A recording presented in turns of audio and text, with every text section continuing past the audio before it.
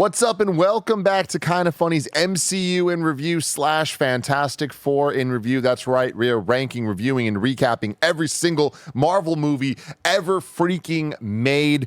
I was saying this a couple weeks ago that after this, the final Fantastic Four for now, we have done the vast majority of Marvel movies with just a handful of the Punishers and the Howard the Duck and all that stuff. I did forget about the Blade trilogy. Oh, yeah. That we still haven't got there. One day we'll do it. Your idea, of course, would be to be like this, where we do it around the new Blade movie. And that's been the idea. The amount of times I've had a in-review projected calendar that the three Blades leading into the new Blade were there and just kept moving and moving. Yeah, it's like, I'm just not going to put it back on until it's feeling a little bit more firm. But yeah, it's kind of fun that we've done this, hundreds of these of different movies and in review. I think, what is the total number currently that we are at? This is our 68th Marvel movie. Dude, so close. That's the thing. What will be 69th? What's interesting here? Well, according to my Ragu Baggy, I guess we have Solo on there. That's what did it. That is what did we it. have Vision 69 from Solo. villains. Yeah. It's August 1st today. As of recording. We have to pre-record these Andy and I episodes. are in Europe right now. Yeah, we're going Together. on vacation together. Yeah. Jen's coming too. July 31st, yesterday, marked the 1 year notice until the next MCU movie. Doomsday. We're a whole year away from Spider-Man Brand New Day because Doomsday got delayed to December next year, and then Secret Wars to December the following year. I still feel like there's going to be some shifting somewhere. Maybe another movie, maybe a Doctor Strange time's run out or something like that. I'm still holding on to that. But yeah, Spider-Man is a year from yesterday. Cool. They teased this morning the suit. Did you guys see this? No. Oh, really? I didn't see it. Let's pull it up. I've been working today. Thank you, Roger. Thank you. Yeah. We're going to tease. Wow. You see the slight glimmers of the shiny blue that we saw at the end of No Way Home, but we get the raised spider. Raised, dude. And we see like a cloth for the red. I'm liking this a lot of texture. It feels like, I mean, we're going into full freaking fanboy mode here, but it feels like our boy Tom Holland misses his two brothers, right? Yeah. Toby and Andrew, and are getting little elements of that for the suit. Love cool. that. I love like that so much. But yeah, so it might be a while till we get another entry in this in review series.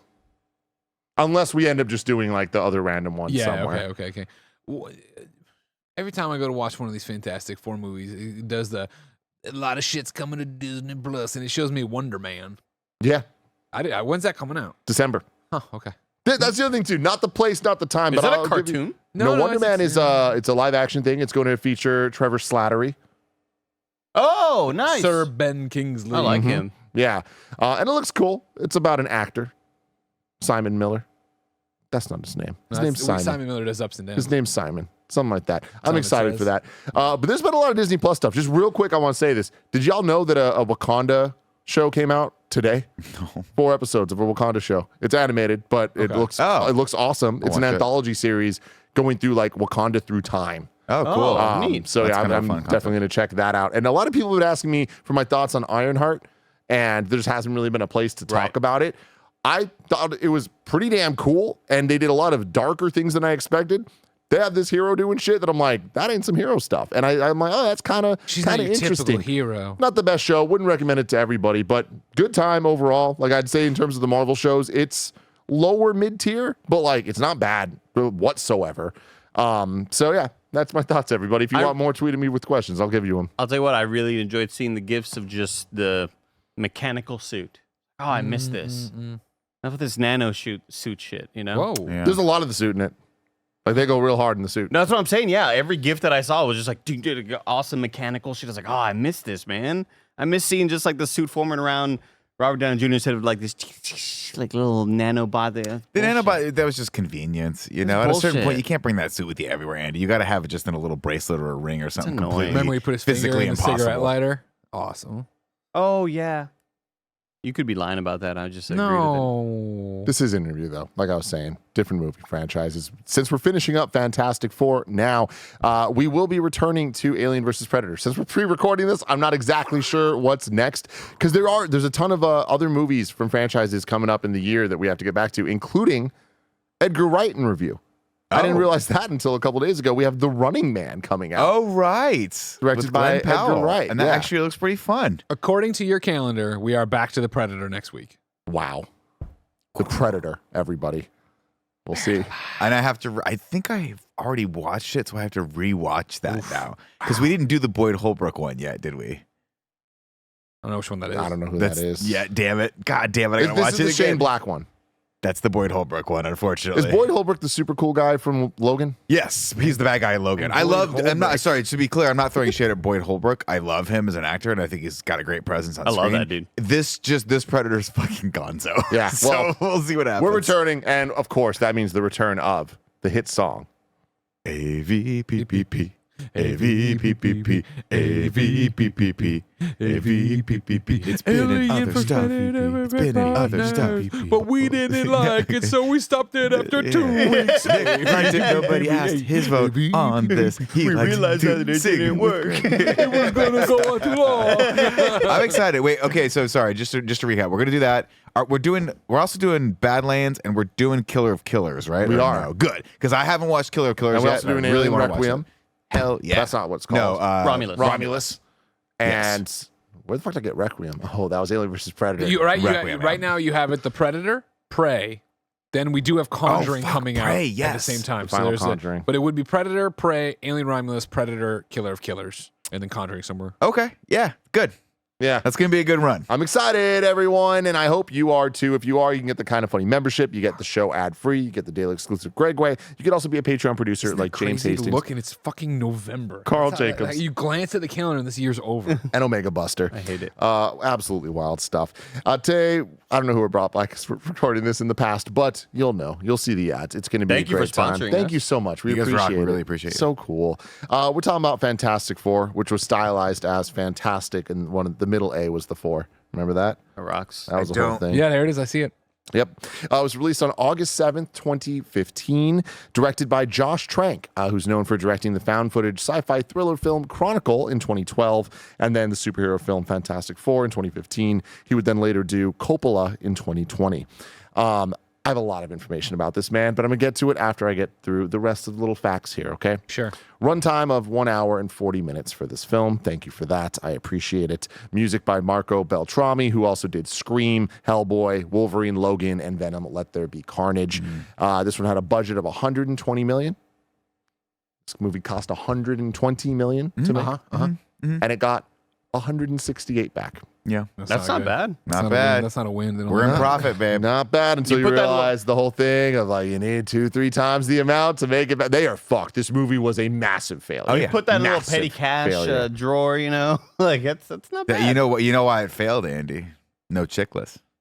That was it. God, dude, we They needed call that it the face star chickless power. curse. The chickless curse. He put a napkin on this one. He's like, not even a cameo? Fuck y'all. So here's the deal. Okay, I'm gonna read a little bit here, and then I'm gonna give some context. Trank directed the 2015 reboot of Fantastic Four, which was released in August 2015. The film flopped at the box office and was critically panned. It received a 9% on Rotten Tomatoes and a 27 out of 100 from Metacritic. Trank became the subject of controversy when he posted and quickly deleted a message on Twitter prior to the release of the film, apparently blaming the poor reviews on changes imposed by the studio, claiming to have originally cut a completely different film, which would have been much better. Equally dissatisfied with the final film, actor Toby Kebbell, who worked with Trank on the film, supported Trank's claim. However, in early 2020, Trank stated that there were several scenes he was unable to film, making a director's cut highly improbable. So no release of the Thank Trank God. cut, okay? He went out swinging to defend a, quote, fantastic version of Fantastic Four, a version of the movie that no one, including Trank, can really say existed.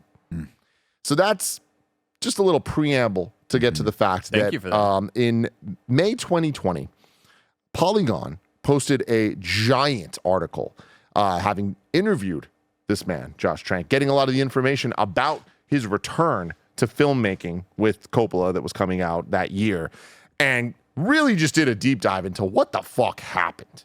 You make Chronicle, which I don't know if all of you have seen. Great I've movie. seen. Yeah. I fucking love Chronicle. Yeah. Some of my favorite writing in a movie ever. such a novel idea, kept the budget low, just a damn. Dane DeHaan was. It was the first time I ever saw Michael B. Jordan act, and immediately I'm like, I fucking love this guy. Yeah. Like, movie rocked, right? And then he did Fantastic Four, and everything kind of fell apart. So I'm going to say this is required reading. I spent the entire morning reading this article. It was huge, man. Like, this thing was like a giant expose on the situation, and I was utterly fascinated. It's by James Bible, by Matt Patches over at Polygon's, called The Post-Disaster Artist. And it goes into great title. It's really, really good. Title. Yeah. Can I grab my food while you tell me this story? Absolutely Yeah. not. Yeah, And I'll just sit, everybody. like, Andy's I'll working sit over there. Andy's You can working sit here hard and eat the today. food. He's trying to fit a lunch in. Don't worry, just go get it. You're okay. It's okay. I'm Sit in front of review. the set. Go sit in front of the set. Just sit at your seat. Don't worry. No, so what I did was I want y'all to read this article because there's a lot in there, and like it's fascinating. I couldn't put it all in. But if you'll allow me, I have a bunch of excerpts that I just had to copy and paste. Thank you, Roger. This is the article that I wanted to just read to you guys because, oh my God. Greg, a couple weeks ago, we did Superman in review. Yeah, You I started crushed it. dropping all the bombs about the behind the scenes going on, some Yeah, yeah. positive and mostly negative when it came to just the bullshittery going on. Holy crap, this is weird. Hit me with it. The trials of developing Fantastic Four had everything to do with tone, Trank said. You could take the most comic booky things as far as just names and faces and identities and backstories and synthesize it into a tone, and the tone that Slater, the writer, was interested in was not a tone that I felt I had anything in common with. The trials of developing Fantastic Four had Wait, sorry, I already read that Yeah, part. you did. Yep. Trank, who has never been one to unplug, picked up on a vocal minority protesting the film over his casting of a black man as Johnny Storm. The uproar became loud enough that Jordan penned an essay on Entertainment Weekly begging people to hear Stan Lee, who endorsed the casting, and move on. I was getting threats on IMDb message boards saying they were going to shoot me, Trank said. To find some level of ease, the director kept a loaded .38 special on his nightstand. Cool. I was so fucking paranoid during that shoot. If someone came into my house, I would have ended their fucking life. When you're in a headspace where people want to get you, you think, I'm going to defend myself. Trank returned the gun after wrapping production. So a lot of that stuff is like, all right, cool. I get it. Pre-movie release stuff, and you're dealing with like the Michael B. Jordan casting dumbass incels causing problems and all this stuff. Sure. And he's like trying to be on the right side of it. Talking about it this way seems like a little unhinged. You're You know what I mean? you're starting off at an 11 with this. Yeah. So you're going into a production that's a big budget production, which is bigger than you've ever done before. Because you have to imagine, what was the budget? This was a $128 million budget. Yeah. The budget for Chronicle the film was like- Chronicle must have been like 10 mil Nothing. max, Yeah. right? I don't know. So you're already going up against something that is a hulking amount of 15 work. million. Okay, 50 million. So this is a big project for someone and a big leap. And I always think about Denis Villeneuve when I think about this, right? Because he had a great quote. This is gonna stick with me. It makes sense. I just can't look at Nick with Andy on his knee over there, taking a knee, eating his. Well, fucking nuggets. he's only eating over there, by the way, because he knows I'm going to eat some of his food if he Yeah, comes of over here. course, So he yeah, knows he's trying to if he brings it into the sphere, Oh, God. you got it. I think about Denis Villeneuve. He had a great quote where they were like, "How did you do Dune?" And he goes, "Well, you don't go from that indie film that I did straight to Dune." He goes, "I purposely never wanted to do that. I always wanted to do the next project just a little bit bigger than before so that I could scale accordingly and have all the power that I needed to have every single time." You come off a $15 million movie on a $20 million movie, and you can push back against producers and go, "Hey, I know what I'm doing because it's not that far out of my wheelhouse right now." But there's so many directors that go from 15, they get the thing, and they go $200 million film, and then they just get steamrolled by the studio. And at this point, remember, Fox Studios was like Desperate. a fucking desperate nightmare. Post Avengers. So So they're like, we need an Avengers. I have to imagine they were not easy to work with. No, I and- have to imagine. And that. that's the thing is like reading the entire article here, it really paints a picture of like, yo, Trank did some dumb shit and there's some troubling elements of this, absolutely. But it's like, I see where it came from. Failure Oh, from yeah, the they top broke down. him. They Yeah. broke Oh him. my God, they broke this man. He was, and, but he was like a very top wire to begin with, and I Yeah. think they just snapped. and it you know, fast. it goes into like the background of like how he first got started, and like he was very clear. He's like, I want to do this, I don't want to do this, and he had these major wins with Chronicle and stuff. Which Chronicle, 15 million budget, 130 million box office. Like they had a win here Yeah. with a darker, more unique take on superheroes, right? Yeah. So that's why he got this job. It was around this time he was the talk of the town because of I tell you what, you got a dark movie like Chronicle, and you go, what's another great team of people that we could make really dark and gritty? The Fantastic Four. Let's take the exact wrong lessons from what they're doing over there with that DCEU. Yeah, exactly. Let's take that and make a fucking movie out of the like Fantastic Four. Great. Everyone loves the those bright, movies. happy foursome. It's a fucking team called Fantastic Four. It doesn't get any cheesier than that. You can't make that dark. Yeah, and so what was interesting there is he was kind of like the Hollywood like go-to young director guy, and so he had multiple projects, like the Boba Fett movie, which obviously didn't end up happening, ended up getting canceled, and he got fired from the project after his tweets, and he really got put into this like, bro, you're fucked right now type situation. But let me get more into this. Yeah. A sense of loss sank in during reshoots. The contention left Trank defeated, and his new goal to appease the producers, who might incorporate as many chunks of his personal cut into the finished product as possible, went against his artistic tenets. Quote, "It was like being castrated," he said on being on the set, which was overseen by Simon Kinberg, and producer Hutch Parker. "You're standing there and you're basically watching producers blocking out scenes 5 minutes ahead of when you get there, having editors hired by the studio deciding the sequence of shots that are going to construct whatever's going on and whatever it is that they need and whatever they want. And then, because they know you're being nice, they'll sort of be nice to you by saying, well, does that sound good? And you can say yes or no. This time, Trank said yes because he wanted to keep his job." Yeah. This is talking about all the reshoots. Earlier, when he was just shooting the movie that he wanted to shoot, he was saying that he had an incredibly talented team of the production, of lighting and gaffers and just all of that. And he was like, I trusted them. You know, it's like I wasn't telling them what to do or how to do whatever. It's just like I let them do their jobs.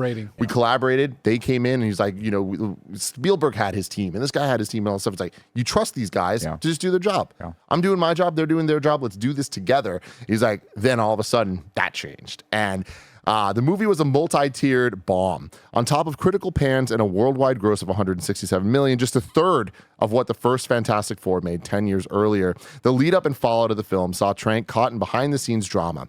Insiders told The Hollywood Reporter at the time that the director had been erratic, reclusive, and absent-minded enough to allow his 3 dogs to do $100,000 worth of damage to the Louisiana home rented for the shoot. The first time I spoke to Trank, 8 months after the release of Fantastic Four, he pushed back on the details in the report. His disposition was harder to defend. There have been a lot of times when I've been told, this is how you should handle this, and I handle it in a different way, and it turns out in my favor. And then there have also been times where I've been wrong, and it's only resulted in complete disaster. And this is all during a time he's dealing with like relationship issues. I don't want to say substance abuse issues, but he went sober during it all. So like there was definitely some relationship problem there. But no matter how many times Trank quit, then logged back on to Instagram or deactivated and then reactivated Twitter, he couldn't cold turkey quit the internet and really move on. Last November, which would have been 2019, the filmmaker created an account on Letterboxd, a moviegoer's haven in which users track their viewing habits with informal reviews. Now he was back online reviewing Fantastic Four, saying that he, quote, expected it to be much worse than it was, in just a handful of words. The director praised the actors and curtailed any talk of release the Trank cut. At the time, he wrote out the mantra he's been telling himself for years, I don't regret any of it. And it is just a fascinating story to hear that and think about the movie that we just watched last night. You know, but my God, like you hear bad production stories, reading this and seeing all the other quotes he has, it's like, God damn, dude, he was put in a bad spot and like he was just the wrong person to have to deal with this level of. Yeah, again, don't get me wrong, right? Like obviously my earlier comment, I believe in, but if someone came to me and said, Nick, you've never directed a fucking thing worth of anything in your life. You want to come direct the new Fantastic Four movie? Of course I'd say yes. Why not? Wouldn't everyone would? It's the dream, right? And so yeah, I sympathize and I empathize with them in that regard. But you know, it's so sad to me overall that this movie is caught in that specific time frame where like they didn't really they were just like we were just trying to show them what to do with a superhero movie and people still wouldn't figure it out at Fox. And that he had this cast and this crew, because the movie looks good. I think it's shot well, and I think the cast they're great actors. I mean, the cast are great actors. Unbelievable. I don't know if the cast are great in this movie at all. Well, they could have been. Yeah, Miles Teller, though, I was like supremely surprised at how lackluster I found his Take acting. him, but this is Miles Teller. Yeah. Right? Who gave us a Spectacular Whiplash. Now, which is a great movie if you haven't seen it, with him and Shailene Woodley. And then Whiplash, which is phenomenal. Academy Award nominated, maybe win, I can't remember. And then fucking Rooster. Yeah. He's great. He's charismatic. He's got range. And in this, they were like, hey guys, I know you all are incredible actors with great range. Don't use any of it. Just be right here the entire time. Don't get too excited. Don't get too depressed. Just be right here the entire time. And everything is shot and colored and it's just so murky and weird. And it should be good. And you start getting mad because you're like, why is this not enjoyable? This is just a terrible slog of an experience. Sorry, I derailed you. No, it's cool. Let's get into our thoughts on this film. I want to start with Greg. Can I get the one over here? Jesus. No, it's just I need apologize. I guess kind of apologize. I want to apologize to Fantastic Four fans because I just didn't know we were this kindred of spirits. You know, like I went through a lot to get to Superman. You went through a lot to get here to Fantastic Four First Steps. And obviously I knew my journey incredibly well of seeing Superman misinterpreted, just farcical movies, terrible things, way too dark. Why is it like this? What the fuck's going on? I was so caught up in my own drama in that 2015 time period that I just didn't know this was happening to you. Like, you know, we had I can see why if you were a fan, you look at those first two movies and you're like, man, they're not getting all of this. The contacts are terrible. The hair is terrible. This isn't my Fantastic Four. So then to get this cast and walk into the theater for this and then walk out after having to watch this, I'm so sorry for you. I didn't do anything. But I'm sorry I didn't know. We could have commiserated more. We should have shared more beers because we were going through the same fucking thing. My brothers, sisters, and NBs. Like we were out there living this life. We just didn't know. I didn't know. And I'm sorry you had to do this. Andy, what do Apology you think? accepted. Greg. Can I get the one? Last night it was a great text thread between me. Well, I'm part of the text thread, but not really. Again, if you go to your text messages, it says Nick parentheses plus Andy. We'll add Tim. We'll call it plus Tim too. Okay. Don't want to be. Can you put a this. parentheses within the parentheses? I think so. I don't know if that's legal, but we'll do it. We'll see if Apple pushes back. Tim, looking at the cast, this being a movie I'd never seen, as I'm starting this, I'm like, I saw the scores and thought, there's just no way. There's no way. This is one of the lowest rated movies ever. Like, not just superhero movies. Like, there's no way that this could be as bad as it is with just kind of looking at it with the lens of this is a modern superhero movie. Two Avengers in. Yeah, that's what I'm saying. Yeah, like this is That's more crazy. That's crazy to think about. This isn't, Tobey Maguire, X-Men era superhero movies. We've done a lot here, right? We've done and we've watched a lot, and there are tons of lessons that could have been learned over time. I was like, there's just no way that it could possibly be this bad. And one of the first sequences is goddamn Chet Hanks. Oh my God. And Chet Hanks says, it's a clobbering time, man. Whatever he says. He says it's clobbering time, and he's the source for the catchphrase. And I was like, oh, wow, this is going to be real special. And it, while watching the movie, at one point I paused to go to the restroom, and there was about 30-something minutes left, and I went, I don't know if I know who the villain is. Last night at 9:47, I start this. This is what you can look forward to. Great. I am now in the text thread. I just got a text Nick that said chat, Tim's in. parentheses, plus Andy, new parentheses, plus Tim, end parentheses, end parentheses. Mm-hmm. It's been 25 minutes. Do they become heroes at some point, or is it just science fair forever? Andy responds, Greg, when there's about 35 minutes left, ask yourself, who is the villain? Is there one? Andy's next comment made me laugh out loud. I said lol, then Nick pops up. He's Santa on my thing because he's Santa. About to start watching now. Does anyone have really bad hair or contact lenses? Andy says, no, but you could have replaced the actors with slices of ham and saved a lot of money. I just laughed about that for a long time. That is very funny. This movie is just so lacking in any sort of enthusiasm. I don't know obviously it's not like they had a whole lot to work with writing wise, but it just felt like I look at this movie and go, this is what's wrong of the era of let's make everything gritty. Let's grittify everything. Well, it's weird because it actually is the same tone as like Chronicle, right? Do you remember Chronicle? It's like the same fucking movie. It's weird. It is very weird, but sorry. Continue, Andy. It's just all bad. It doesn't get any better. It continues to just be a really, really tough, super boring watch. And again, the biggest sin you can commit on an in-review movie is like, you don't even do us the courtesy of being bad enough to be super laughable. Yeah. You're not Fantastic Four from 2005, where it's a laugh riot. I am cracking up at every awful decision made in that movie. And this one, it is the longest hour 38 or whatever I've ever experienced, because it's just so painstakingly boring. And whenever we do a lot of these in-reviews, one of my least favorite criticisms is nothing happens in the movie. But dude, like for about an hour into this, it's like nothing is happening right now. There has been no progress. And for me, I like to imagine in my head canon, Tim, that there were 2 editors for this movie. And they were like, hey, you take the second half of the movie and edit. I'll edit the first half. And we'll see kind of where we net out. And then the first editor died.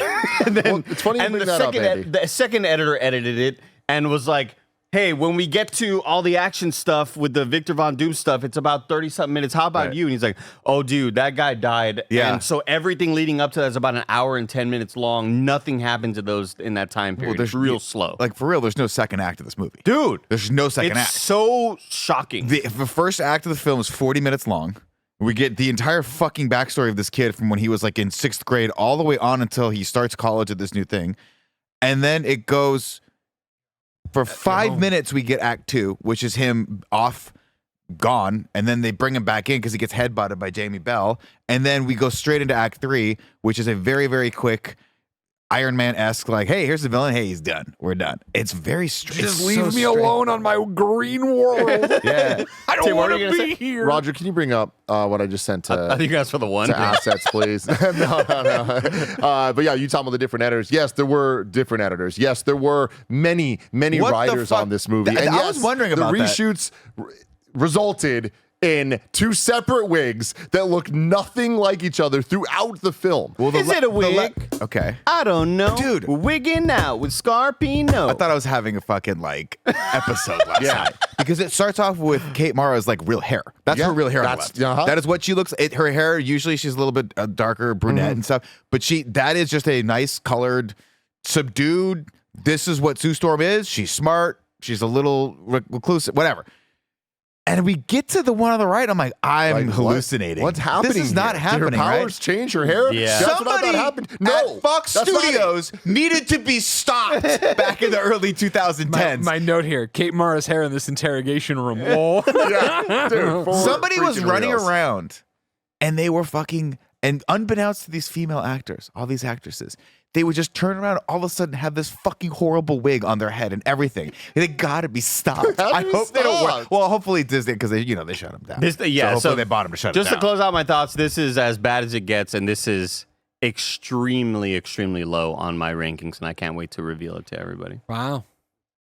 Yeah, Nick, you've said a lot. Do you have more to say? I'll jump in real quick. I watching the film, I don't think it's the worst movie ever made.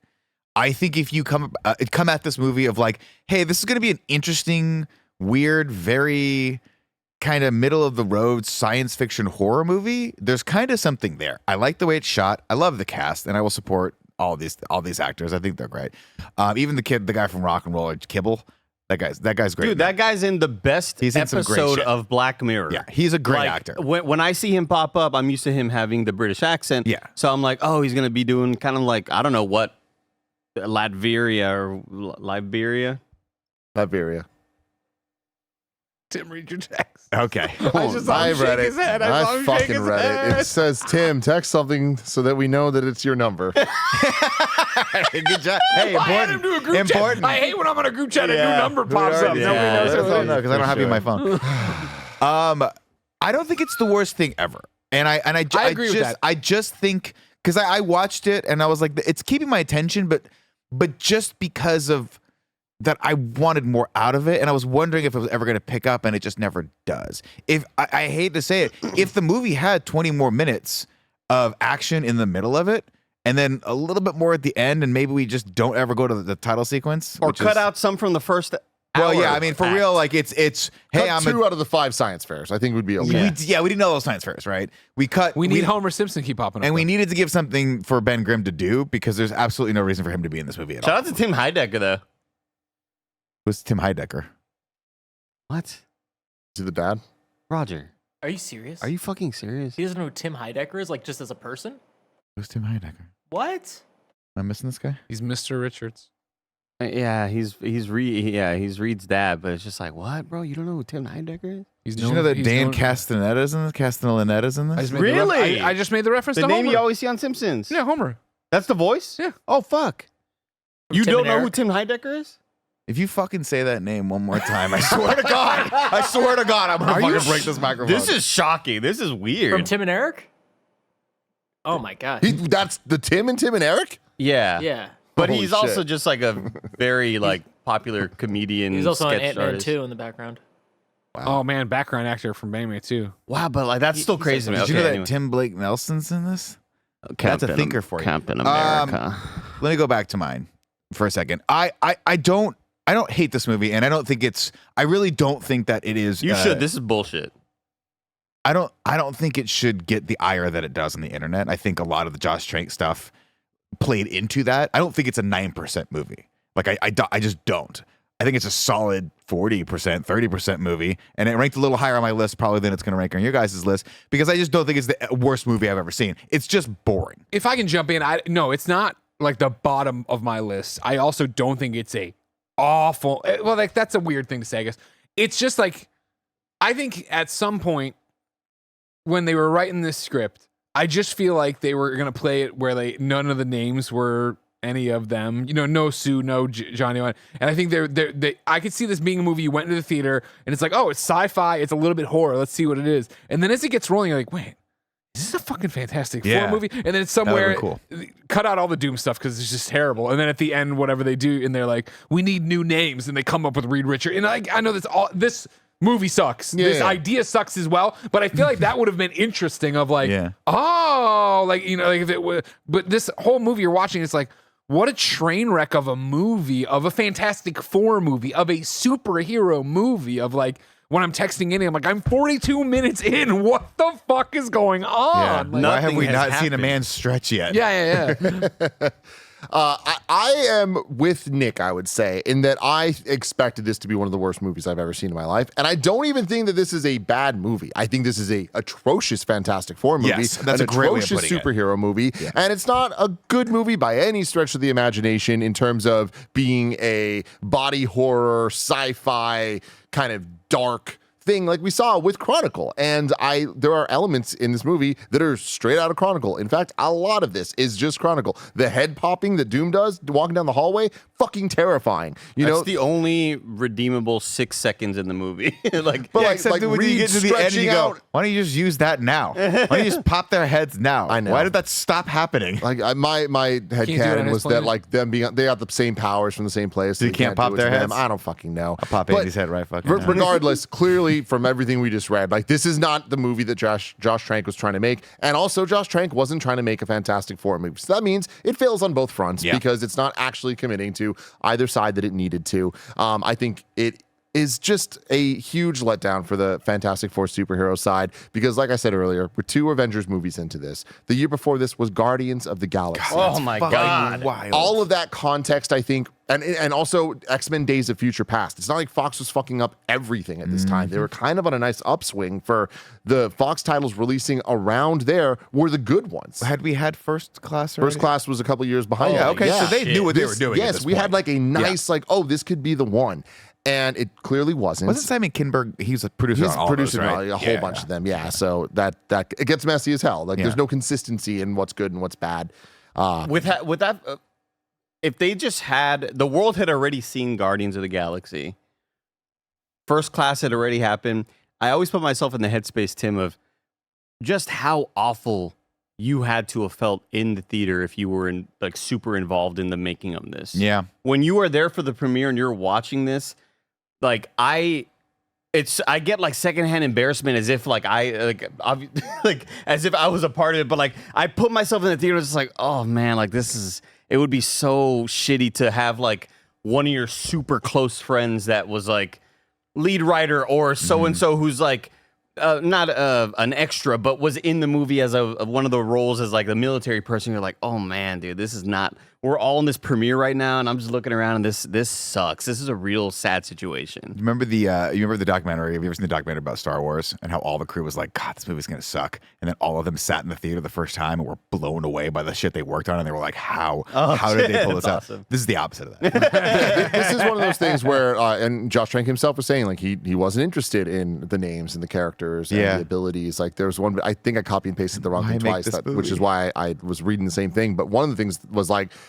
they were pitching him on fighting mole people in the streets and the time travel and this and all the Fantastic Four stuff. And he's like, I have no interest in any of that at all. Why take this project? And I mean, money. Like all the product, it was a lot of pressure of just like, hey, like this is what we need you to do. It's like, and he was, I don't want to do this. Yeah. And so he made that clear the whole time. He didn't want to do this, and if he was going to, he wanted to do it the Chronicle way. And it just doesn't work because it, like we keep talking about like the grounded stories and the gritty and real and stuff. There's something different about this one where it's not just like, how do we Nolanize it or whatever. This really is hey, the Fantastic Four story, if you're just saying it to somebody, is very dark and fucked up.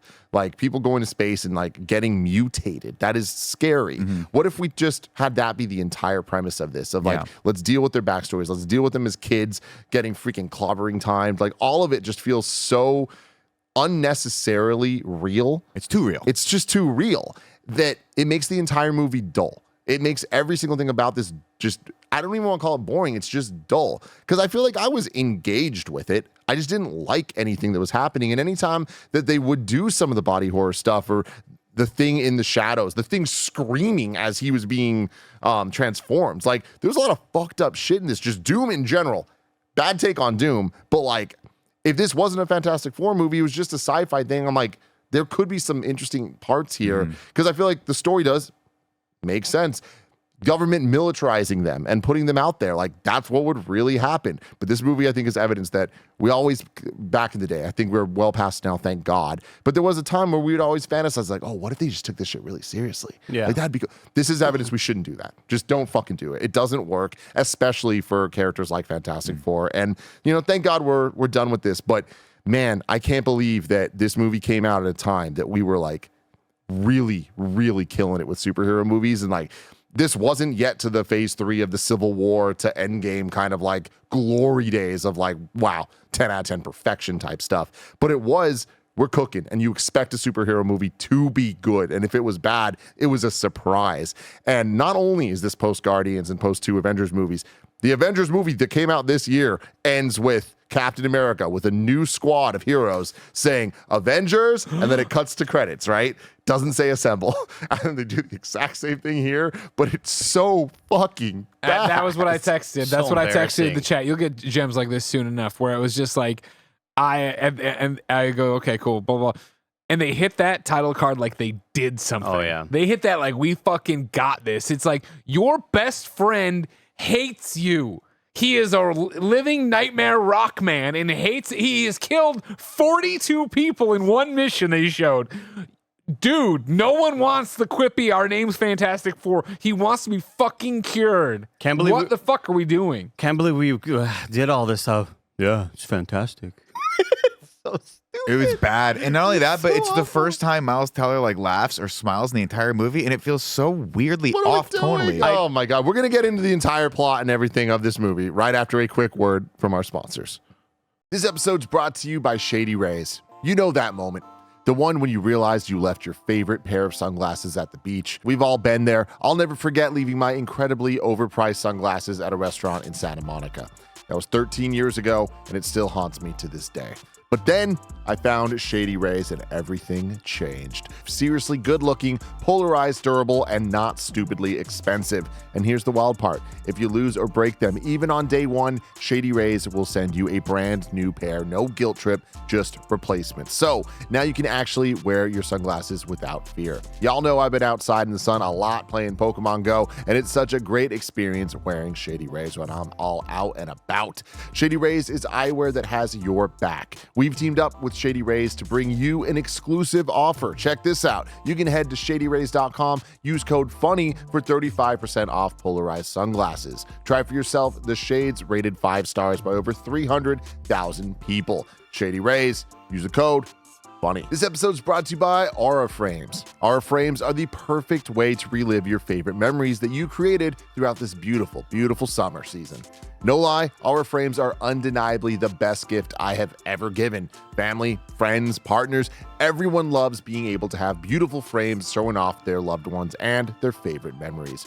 Aura Frames are incredibly smart and easy to use, allowing you to upload unlimited photos and videos directly from your phone to the frame. Plus, the coolest thing, you can order the frame online and preload it with photos and videos using the Aura app. So it's ready to go right out of the box when you give it to someone. There's unlimited storage, so you can store as many photos and videos as you can find, and it's so simple to set up. Start reliving your favorite memories by visiting auraframes.com. For a limited time, listeners can get $35 off their best-selling Carver matte frame. That's AURA frames.com, promo code kinda funny. Support the show by mentioning us at checkout. Terms and conditions apply.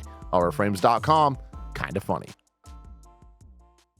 They call him Mr. Fantastic, he is elastic. His wife is Susan and her brother's Johnny Storm. They call him Mr. Fantastic, he is elastic. Chicklets is a thing, a Captain Human Torch.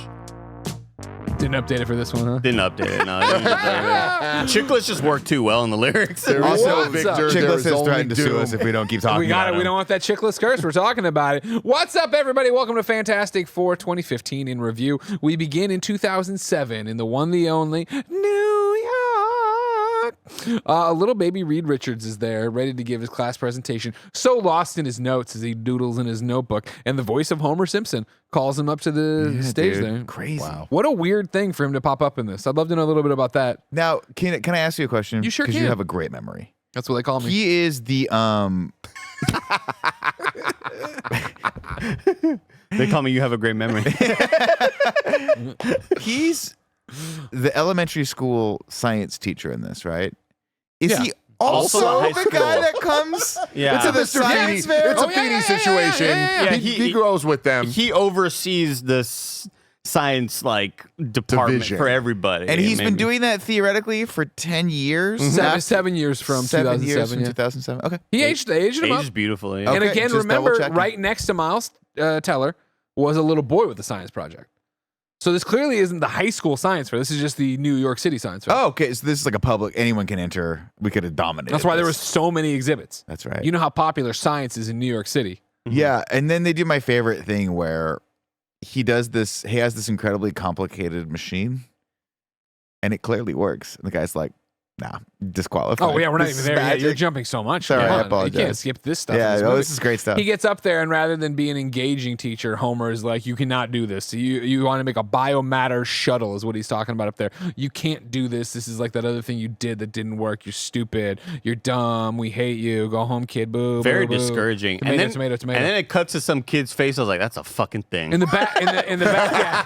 It's just like when I fucking know who you are. They could not have cast this a little boy who looked more like a person who's going to be the thing. And Yeah. when they cut to that boy's face, I was like, that fucking thing ass. He reminded face. me a lot of a young Greg Miller. I'm going to be real with you. Yeah, kinda, yeah. Thing did or little The young Reed Greg, Richards? yeah. Oh, okay. Young, Young both, thing. kind of both. I thought Reed Richards looks way more like me than. Well, yeah, young yeah. Greg. Okay, fair. Sure. Anyways, yeah, Ben Grimm's in the back and he like nods. He's like, yeah, this biomatter shuttle sounds pretty cool. But there's no immediate connection. Instead, we go to Grimm Salvage, where of course they are just like 19 of the Grimm boys running around this salvage thing. Great sign though for They're it. the Irish. Doyle Rules kids. They are the Doyle rules, kids. Ben comes home and mouths off to his brother who chases him in, grabs him. It's clobbering time. And then his mom fucking comes over and breaks it up, and then she starts abusing him. And like, here you go. It's a learned behavior. Holy shit. It's a cycle of violence. And I don't hate it. I'm like, cool. So at some point, Ben Grimm, what's the thing they always say? What is the scene?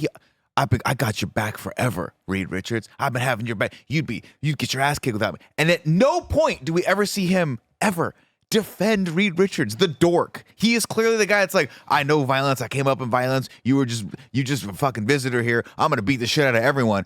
And he does nothing but help him carry a fucking massive transmitter. Yeah. The dogs start barking out in the yard. The child-abusing mother sends Ben out there to check on it with the baseball bat. He calls back the dogs, but someone's in the car. It's little Reed Richards. He's looking for a power converter at Tashi Station. And he's like, if you help me with the power converter, I'll show you this machine.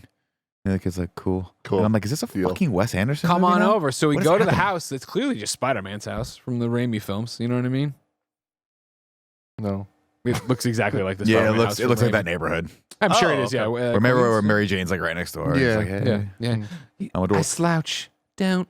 Remember when Brock or whatever his name was, the bad guy, the one who looked like he was 38 years old. Hey, Brock. When he like drives down the street with his new car and he's like, "Hey, Wait. Mary, get in!" How many fucking Spider-Man movies you? That was Flash Thompson, Brock, Eddie Brock. You mean Venom? Can you fucking keep? Why even on this show? they're so interchangeable. Yeah, that guy looks Joe exactly like Maglianolo Topher or Grace. whatever his Oh, name that was. was him. Yeah, he's a werewolf, and he was going to be Deathstroke. He was But Deathstroke. a lot of people didn't want to support us. He was Deathstroke for one Maybe we great should start glory a league scene. of our own. Anyways, he's going to do the power converter. It works. He's all set to do it. He's got a server stack of N64s. I like that. Pretty cool. I pop for that. You know what I mean? Yeah. He's also got a stepdad. He goes and does the damn thing. Also, Dan Castellaneta. no. Oh, is this no. Tim I Heidecker? think this is Tim Heidecker. This is Tim Heidecker. I just imagine Greg like seeing the 64s and going like, "Yeah."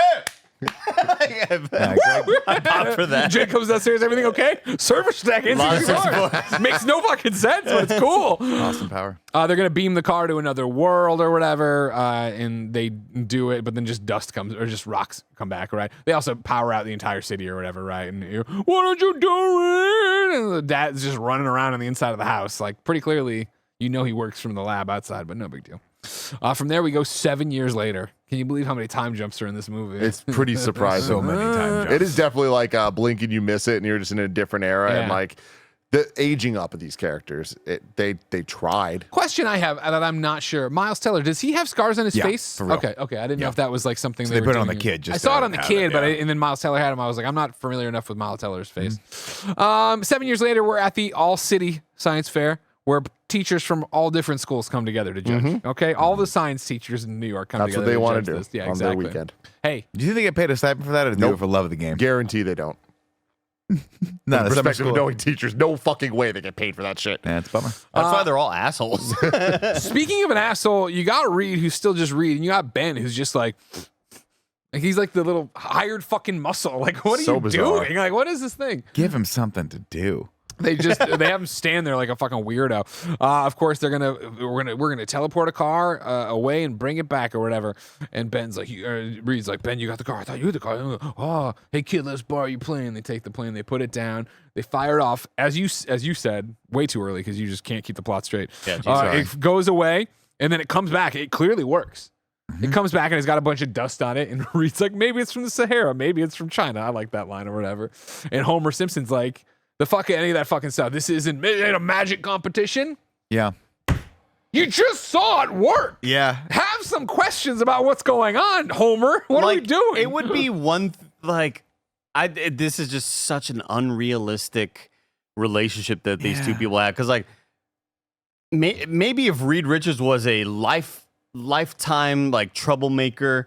And they have this I antagonistic. clearly love science. And Yeah. I'm doing high level shit in class. Like you've seen this kid kind of grow up, and you've seen him at past science fairs like from 3 years prior, and being like, why does this guy have such a chip on his shoulder he about hates this this kid? kid. He's the only kid in class paying attention to science, and this guy's like, this fucking dork. this isn't fucking magic. I don't even want to know the sleight of hand you did with electricity to you're do that. disqualified. He's like, sir, I really care about this. Like at the very least, he created a machine that can break glass. That should win him the fucking whatever the You're fuck's paying going for on that here. too. You're paying for that board. All right, The other kid's asshole. like this. Look up the kid had a fight. He fucking did origami. I know. Here's how updrafts work. Remember when Shaq broke the backboard? I do. Crazy. Many times. Yeah. And then, so he gives it back to the kid. The kid calls him a dick, and he's like, "Oh man, we're bummed out." He's like, They bicker, and then guess what happens? Dr. Storm and Sue Storm walk up, and they start asking a bunch of questions. And Sue busts out her phone and starts taking photos with her finger over the lens. Like, come the fuck. She takes one with her fucking finger. I'm like, come on, Sue. Well, her finger was invisible and saw through it. Not yet. Yeah. Who's the guy who played His name is Dr. Storm? Reg E. Cathy. Well, he was the groundskeeper on House of Cards. Yes. Yes. No. I think he maybe. I can't remember. He's he a was character actor He was who's been in in a House of million Cards. things. I know him from SWAT, the movie with. Of course. I just remember him from that movie. He's the one that gives Hondo SWAT, and it's awesome. So I will always love him for that. I love him. I think I love his face structure. Yeah. He looks like a No, dishonored yeah, he was character. Freddy from House of Cards. He ran the barbecue place, Barbecue and then, place, yes. then he became the groundskeeper, Yes. and then he told the president to shut Sorry, up. I didn't realize he was a groundskeeper. I didn't realize that was the lineage of him. I just remember him from the, Sure, the okay. barbecue Fair enough. restaurant. Very also, stylized the looking. coolest voice on the planet. Love him. How this man doesn't do just retire and do VO is beyond Yeah. me because he could get so much work with that voice. Of course, they're hemming and hawing about the project, and Dr. Storm introduces himself from the Baxter Foundation. It's the only time it's said is the foundation. The rest of the time, it will be the Baxter Thank God. Institute. But which I is was so like, weird. But I'm like, okay, Yeah. okay. This gives me some context to the questions I had a couple weeks ago. Yeah. Like, I don't need to know anything more about this. Same it's here. not theirs. Cool. But as they're walking through the hallways, and I see on the walls like Baxter Institute, I'm like, I've heard this damn name Baxter. I just keep on thinking about Ninja Turtles. My whole He life. gives him, of course, Miles Teller a full ride to this thing if he comes, and he's going to work on this project with him. Hooray! Ben helps him move in. They're in New York. It's a really nice building, New York. He's like, this is home. They get up there, and Ben gives him his going away present. This is the same pocket knife he used to help screw the thing together at the first thing. And Ben's like, see you later. And he's like, no, it's only Oyster Bay is only 40 minutes away by train. He's like, you're home. To look around. You're home. You're home. I'm just some kid in a salvage yard, okay? Yeah. You done good, kid. He looks in the Thanks, window, and Mick. lightning happens, and he sees a reflection of Chickless. Like, he knows what he's going to grow up Greg, to the be. voice you just did reminds me of I was. This is how fucked my brain is for hanging out with you guys. I love it. Maybe 4 weeks ago, I was just alone. Gia was gone, out of town. I'm laying in bed. And I don't you love this? I can already see it. Tim's all alone, and some stupid thing I said is echoing around. It's just echoing Him in my sitting in a head. chair, just- I get flashback to like 2015, kind of funny. Spare bedroom days, sitting at the stupid little table. Yeah. And then the two of you making each other crack up because Greg's doing an impression of some character from The Flash, the TV show. Laura, you gonna tell me that Alpha Queen over there is doing this thing? We're not gonna be part of it. And I just had that stuck in my head, dude. No, wait a Here second. we are. Whenever I see him do that mouth thing, I just think of the dog boy from Saving Silverman, where the girl he's dating is part of like a circus family. She has like a little dog boy brother, yeah. and they cut to him, and he just has like fur in his face. He's like.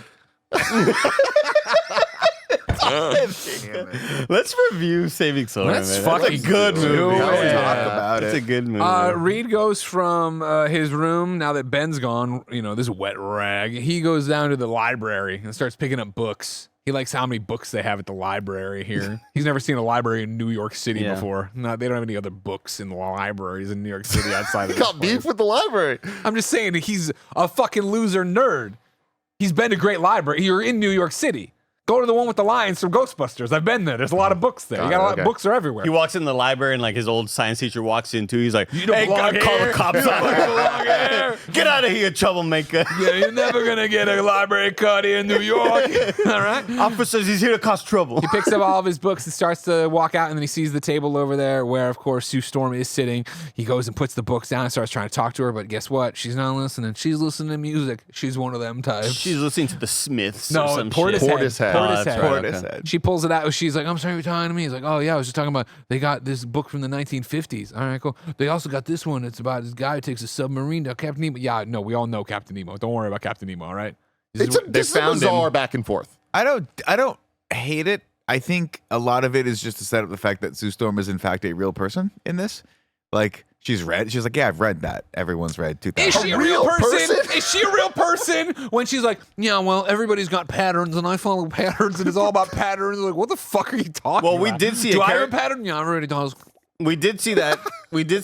A very similar sort of person who always sees numbers everywhere, Tim, in the rehearsal. That one guy who's just like every 368. Yeah, Jesus Christ is never fucking.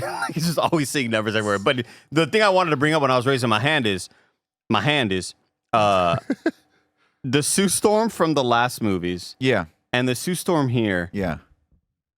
Like, I don't know if there are any two more diametrically opposed, just like, but that's what I'm saying. The most different sort of takes on the same person, where if you go through time, you watch James Bond movies, you're like, Brosnan was a bit more this and this, but Daniel Craig, plays it a bit more this way.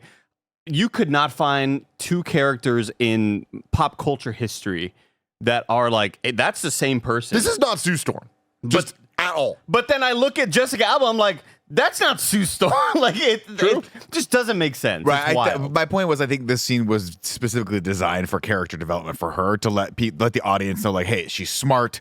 She's not just going to be a person neurotic. here to be dating Reed Richards, who was our main character. She has some idiosyncrasies. She has some neuroses.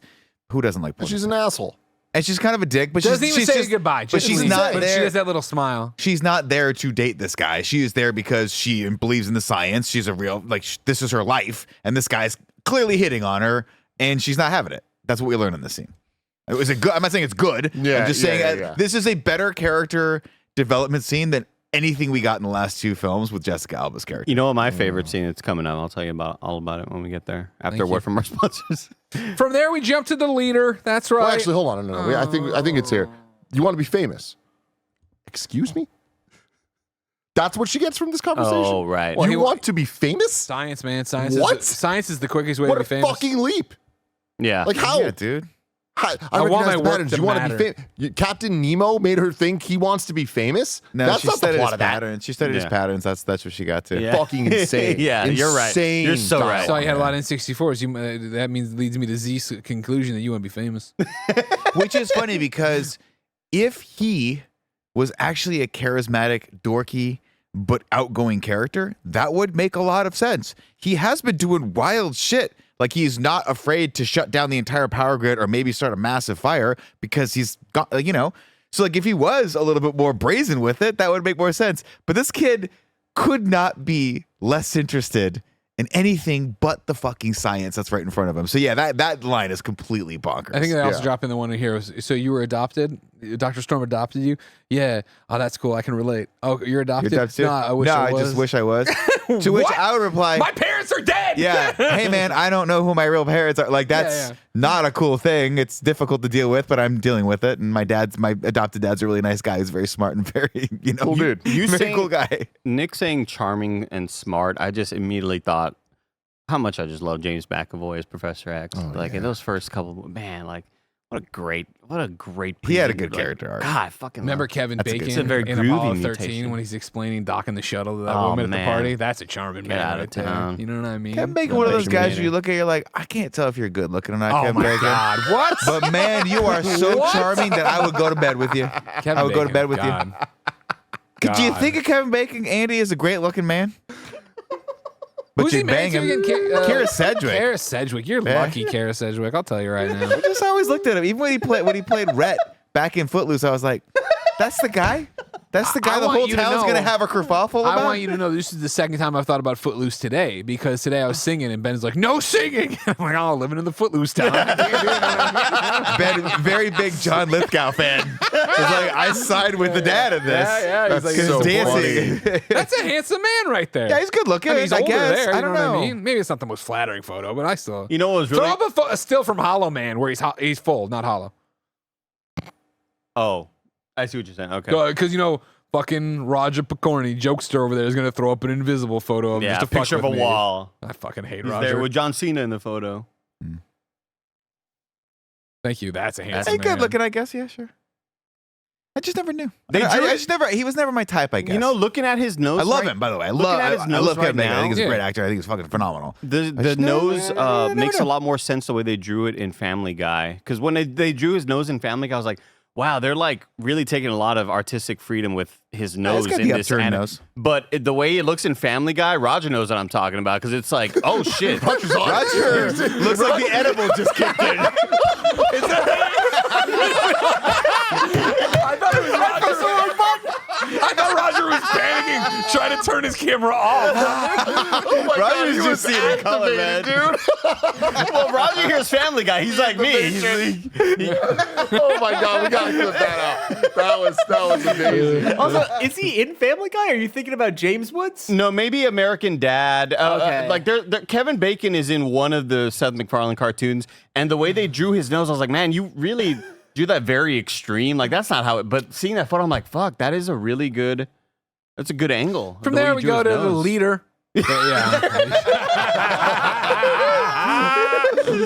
From there, we go to the leader, of course. Tim Blake Nelson. He's not the leader, but he will be called. Do you know who he is here?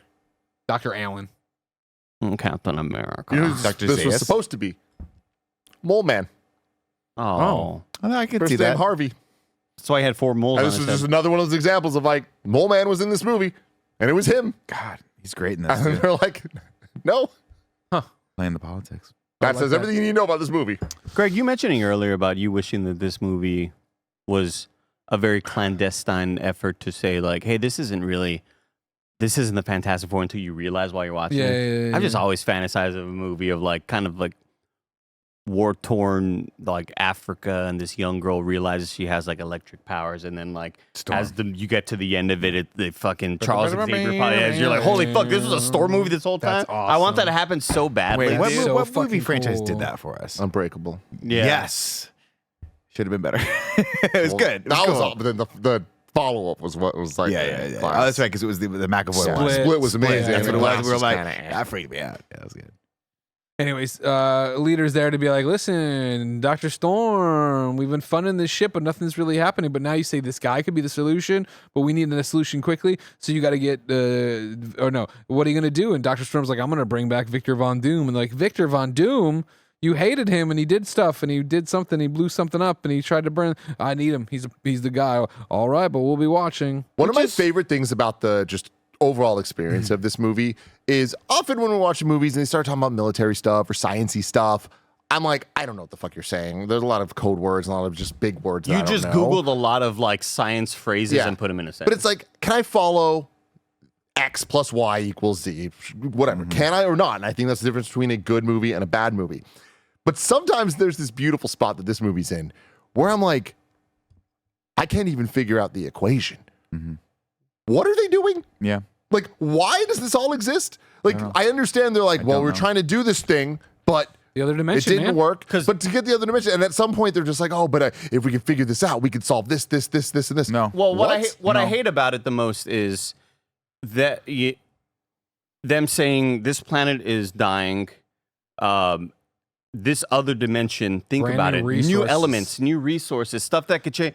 But it's like, but you don't know that that's there. At all. At all. No, Like you get it's- one. Yeah, well, you get one line from Doom where he's like, "Yeah, people are killing this planet. What, you're gonna go kill the other planet?" You're like, But yeah, "Are that, they? that's It looks what pretty okay." It's what I hate the most about this whole like they're risking it all to. I would understand risking it all to like, hey, we're going to this new dimension. Whoa, this is uncharted territory. We've never done something like this. Well- But for them to go this new area, think of all the elements and resources that could like help us. It's like, but you don't know that there's that. Hey, man, there. even if it's just like silver, that we're running out of silver. But so they have the 3-prong plan of, hey, we got to do these tests now that we have this part figured out with Reed and Doom, so let's get that figured out. Then let's do a test with the monkey. Then we're going to send people. Who are we going to send? Us, obviously. What the fuck? Yeah, why would you think that? It's like, it just No, doesn't there's make so any many sense. Well, not only that, but They're we're high like school kids. we go like this. College freshman. They come to the science fair, right? And Kate Mara was like, "Oh my god, it's fucking crazy." He figured it out, right?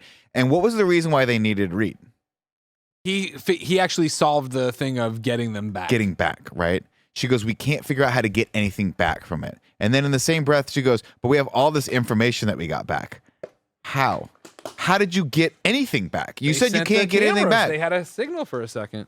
They said. Oh, they also said that they studied the sand. But then you that- figured out how to get something back. You know how to get something back. If Oh. you have a connection, you can get something back. How do they get the sand? Yeah. Well, remember when Reed does it, the sand, like, I don't think it's so much we're shooting something there as much as we're opening the little portal and closing the little portal. And so when Reed got it, he sent the car over there, right? And imagine on the top of like a little pound of it. And then when it closed up and opened up and closed up, it took the top of the pound and they were going.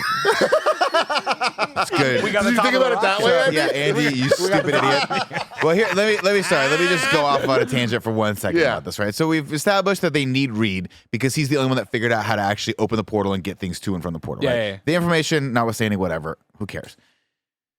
So we've got to bring this guy in. And so that makes Reed important.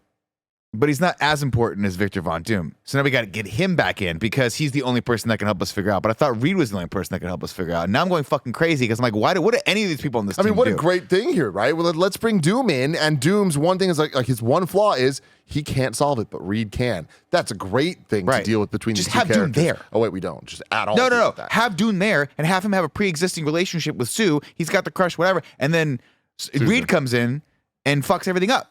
That makes sense. Granted, we've seen that 3 times in the movie, but that is a tried and true formula. That's not my biggest problem with the film. That's not it. My biggest problem with the film is that these are superheroes and they're supposed to be important.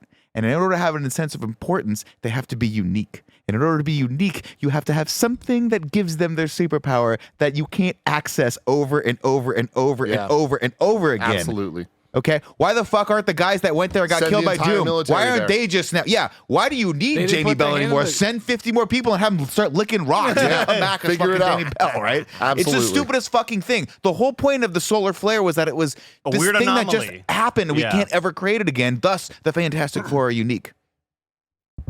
Great job. Dr. Storm goes to Victor Von Doom's house. He's got a cool security door, but he's just Man, a this guy's gaming gooning, loser. right? Right, This Andy? guy's Is that the right way to use gooning. that word? He's Yeah. gaming. He's on 4chan posting dank memes. 100%. I would say like Google check Glass. this dude's servers. It's just like this looks like the dwelling of somebody who's got some real bad shit on those servers. He's got some shit on his hard drive. Dr. Storm and him have a terse conversation, and as he's about to leave after Doom told him to kick rocks, no pun intended, he's like, well, is Sue going to be there? I trust Sue. And there you go. There we got our thing. And he's like, clean yourself up, and he leaves, all right? Because he probably smells like That's Tumble. Mold. Kaka, yeah. I see this Kaka? guy and I'm like, oh, fuck, that's the guy from the Black Mirror episode. I love this guy.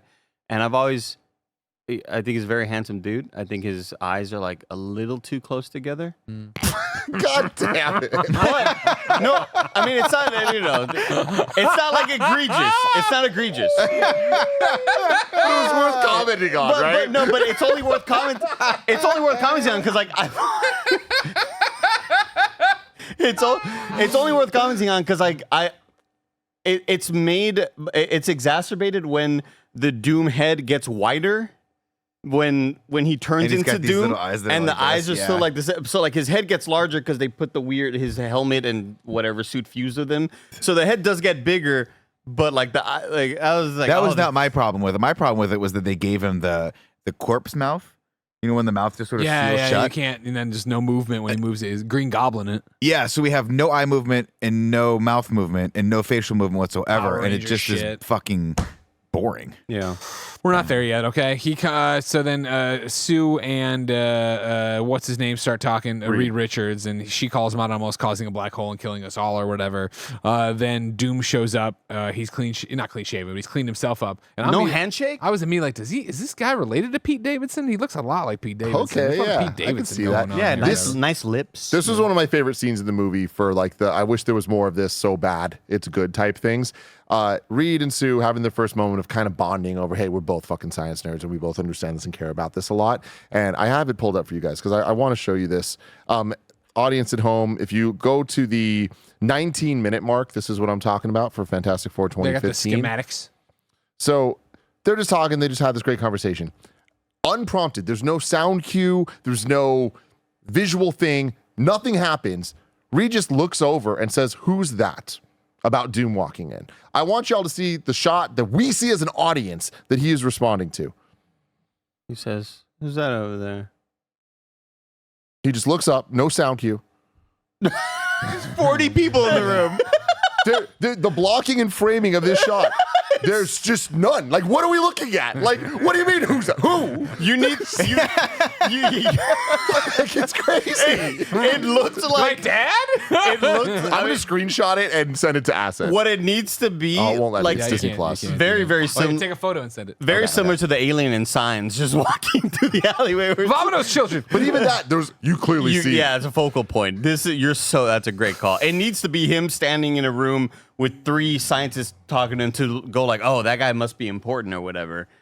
It's like, who's that? It's just a dude walking behind 7 shelves. Well, that gets pulled up. Doom gets introduced. He starts talking. He's poo-pooing the whole operation, how this is dumb and bad, and Reed sucks and everything else. And Sue calls him Dr. Doom at one point there. What?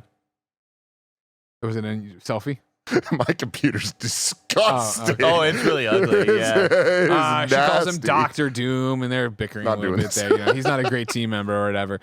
From there, we jump to a phone call on Johnny's phone. That's right. We're introducing Johnny Storm, everybody. He's in his car, a Nissan. He doesn't answer his dad's call because he's getting ready to race. And some guy shows up and is like, this is a piece of shit Nissan. You're always talking about, fuck you, man. It's cool or whatever. Man, they're That's just, Toyota. they're just burning the midnight Toyota. oil, right? They're like working real late, and he's racing out real late. That's why you put the lab in a school where you sleep. You know what I mean? Yeah. That's why Google feeds you snacks. They don't want you to leave. You know? Exactly. Yeah, they give you housing. Then it was cool here, a little Easter egg that I'm sure Tim didn't catch because he doesn't play a lot of Nintendo games, but he's got the fire flower hanging from his rear view mirror because he's Johnny Storm. He's gonna be Human Torch. You know what I mean? Later, But he has like, flames on his helmet. if He's a you're welder. But like, if your name is Yeah, I Johnny don't know. Storm, why don't you have a lightning bolt? Yeah. Firestorm, Andy. It's my biggest problem with the Storm family. You can't be named Sue and Johnny Storm. Yeah, but also at and some have point, no electricity powers. do you think that Johnny, at some point in the comics, Johnny different kind of Storm is Storm. like, has met Storm. And she's like, yeah, this is what it should be if your name is Storm.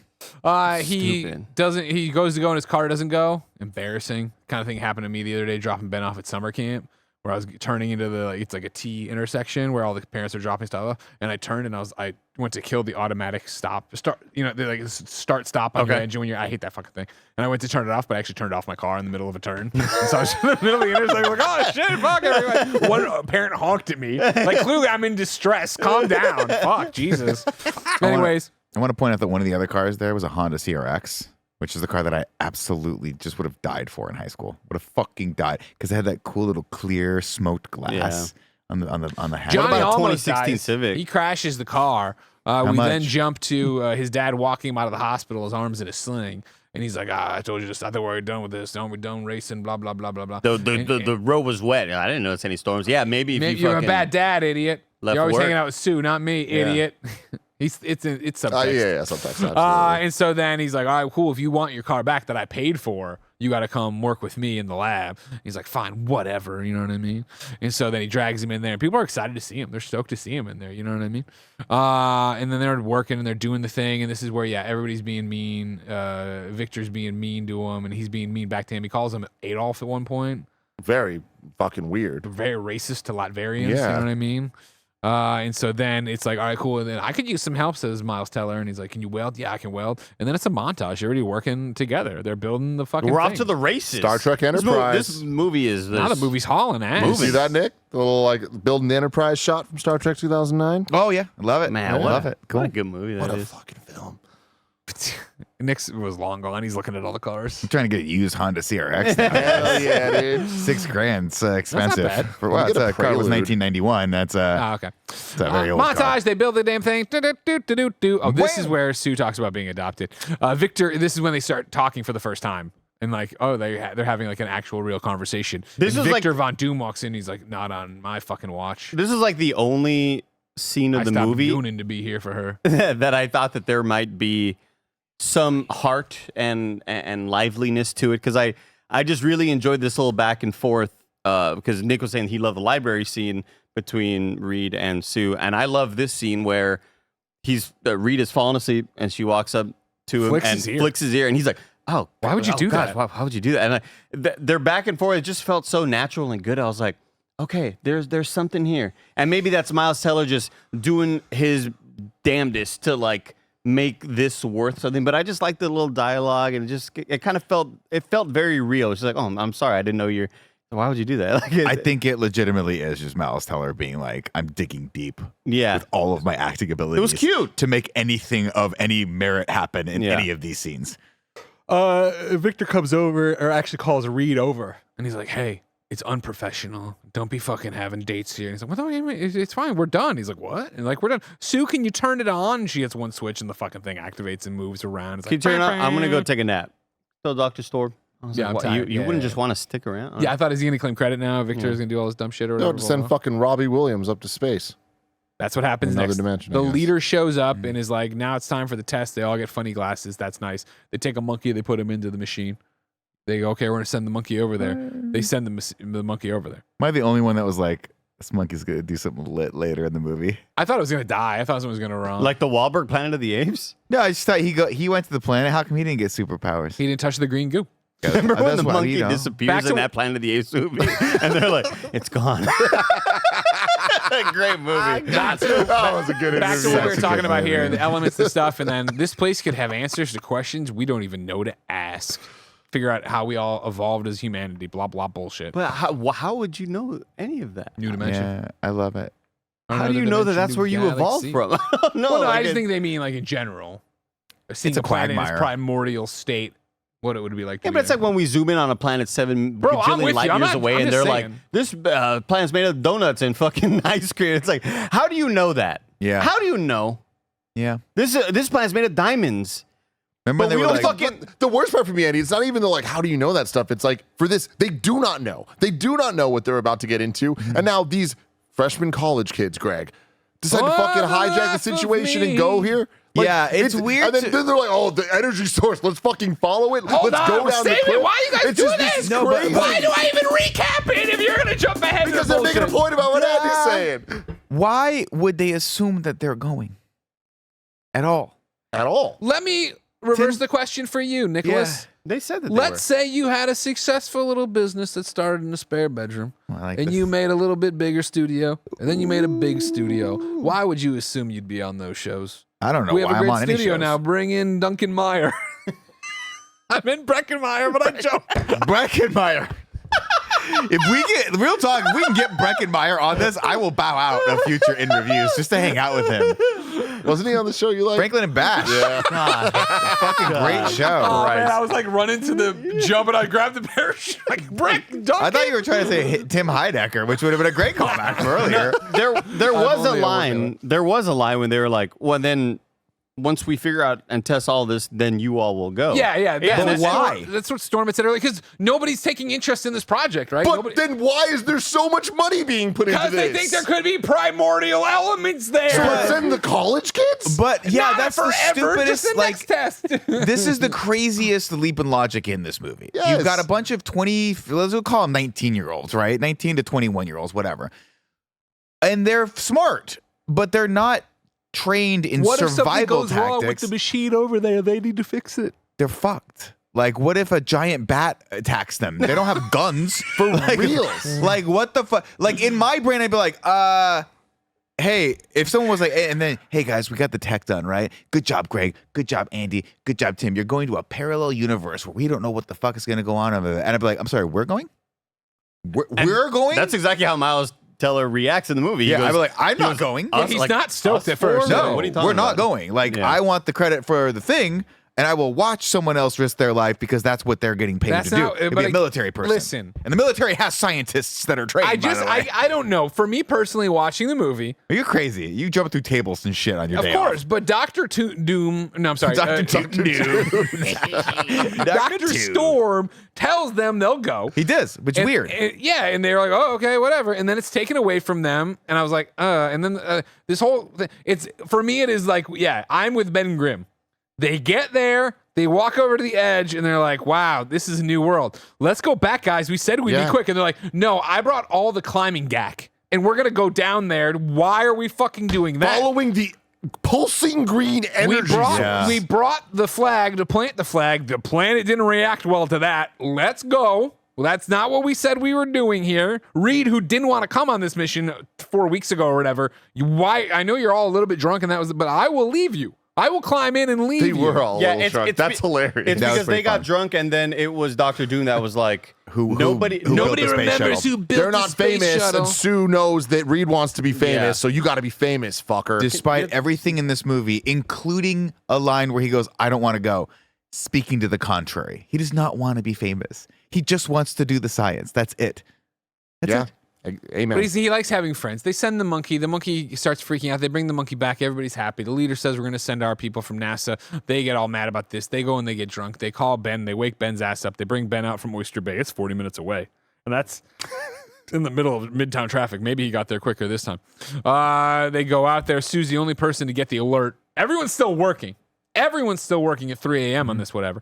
Sue's the only person whose thing goes off of like, remote launch, this is bad or whatever. They fire him off of their remote launch. They hit the flag, the planet. Sue doesn't even go with them. Yeah. What Like- the fuck? It's Why it would was so Sue not be a distracting part of to me this? She to watch wasn't there this. getting drunk, guys. But I mean, the whole her getting it's the powers Fantastic Four, Like, man. it's weird. I mean, it reverberates back when they come back. I But hate- then it also reverberates throughout the entire fucking city, and not everyone else gets powers. But that's different. Why? Because she was right there. Shockwaves. That's stupid. But Shockwaves it's and okay. lead-lined So walls. let's think about this for a second. Superman. Love. Yeah. This is how long have they been working on this project now? 7 months. 7 no, months. 7 weeks. Okay, still, it's still enough for him to be close to Ben. But like he would for sure call. I won't Sue do this first, without you. right? I won't. Yeah, exactly. Great point. Yeah. Like 100%. he would for sure be like, "Hey, Now, for all this you said- are a founder of that." Like, why does Ben give a fuck? All He's this not. said, it's a 4-person pod. Sue, clearly the narc of the organization. True. What does she do immediately? She narcs Stewardette. As soon as she gets the alarm, I was like, wow, Fair, that's fair. the first smart thing anybody's done in this movie is they narked Dr. Storm. And right Ben away. and him have been working on this for every Forever, science fair since they're- possible. Yeah, for the last exactly. 15 They years. went to the Ithaca Science Fair. They just did Jamie Bell the bad. in this, Albany man. Science They did him Fair. dirty in this. Homer was at all of them, getting in the way or Ithaca whatever. from Road Trip. Exactly. Ah, yes. Breckenmeyer. Breckenmeyer. Unleash the fury, Mitch. Unleash the fury. Unleash the fury. They remote launch. The flag hurts the planet. Quote, the energy seems to be converging over there. All right, let's check it out. What the fuck are you people talking about?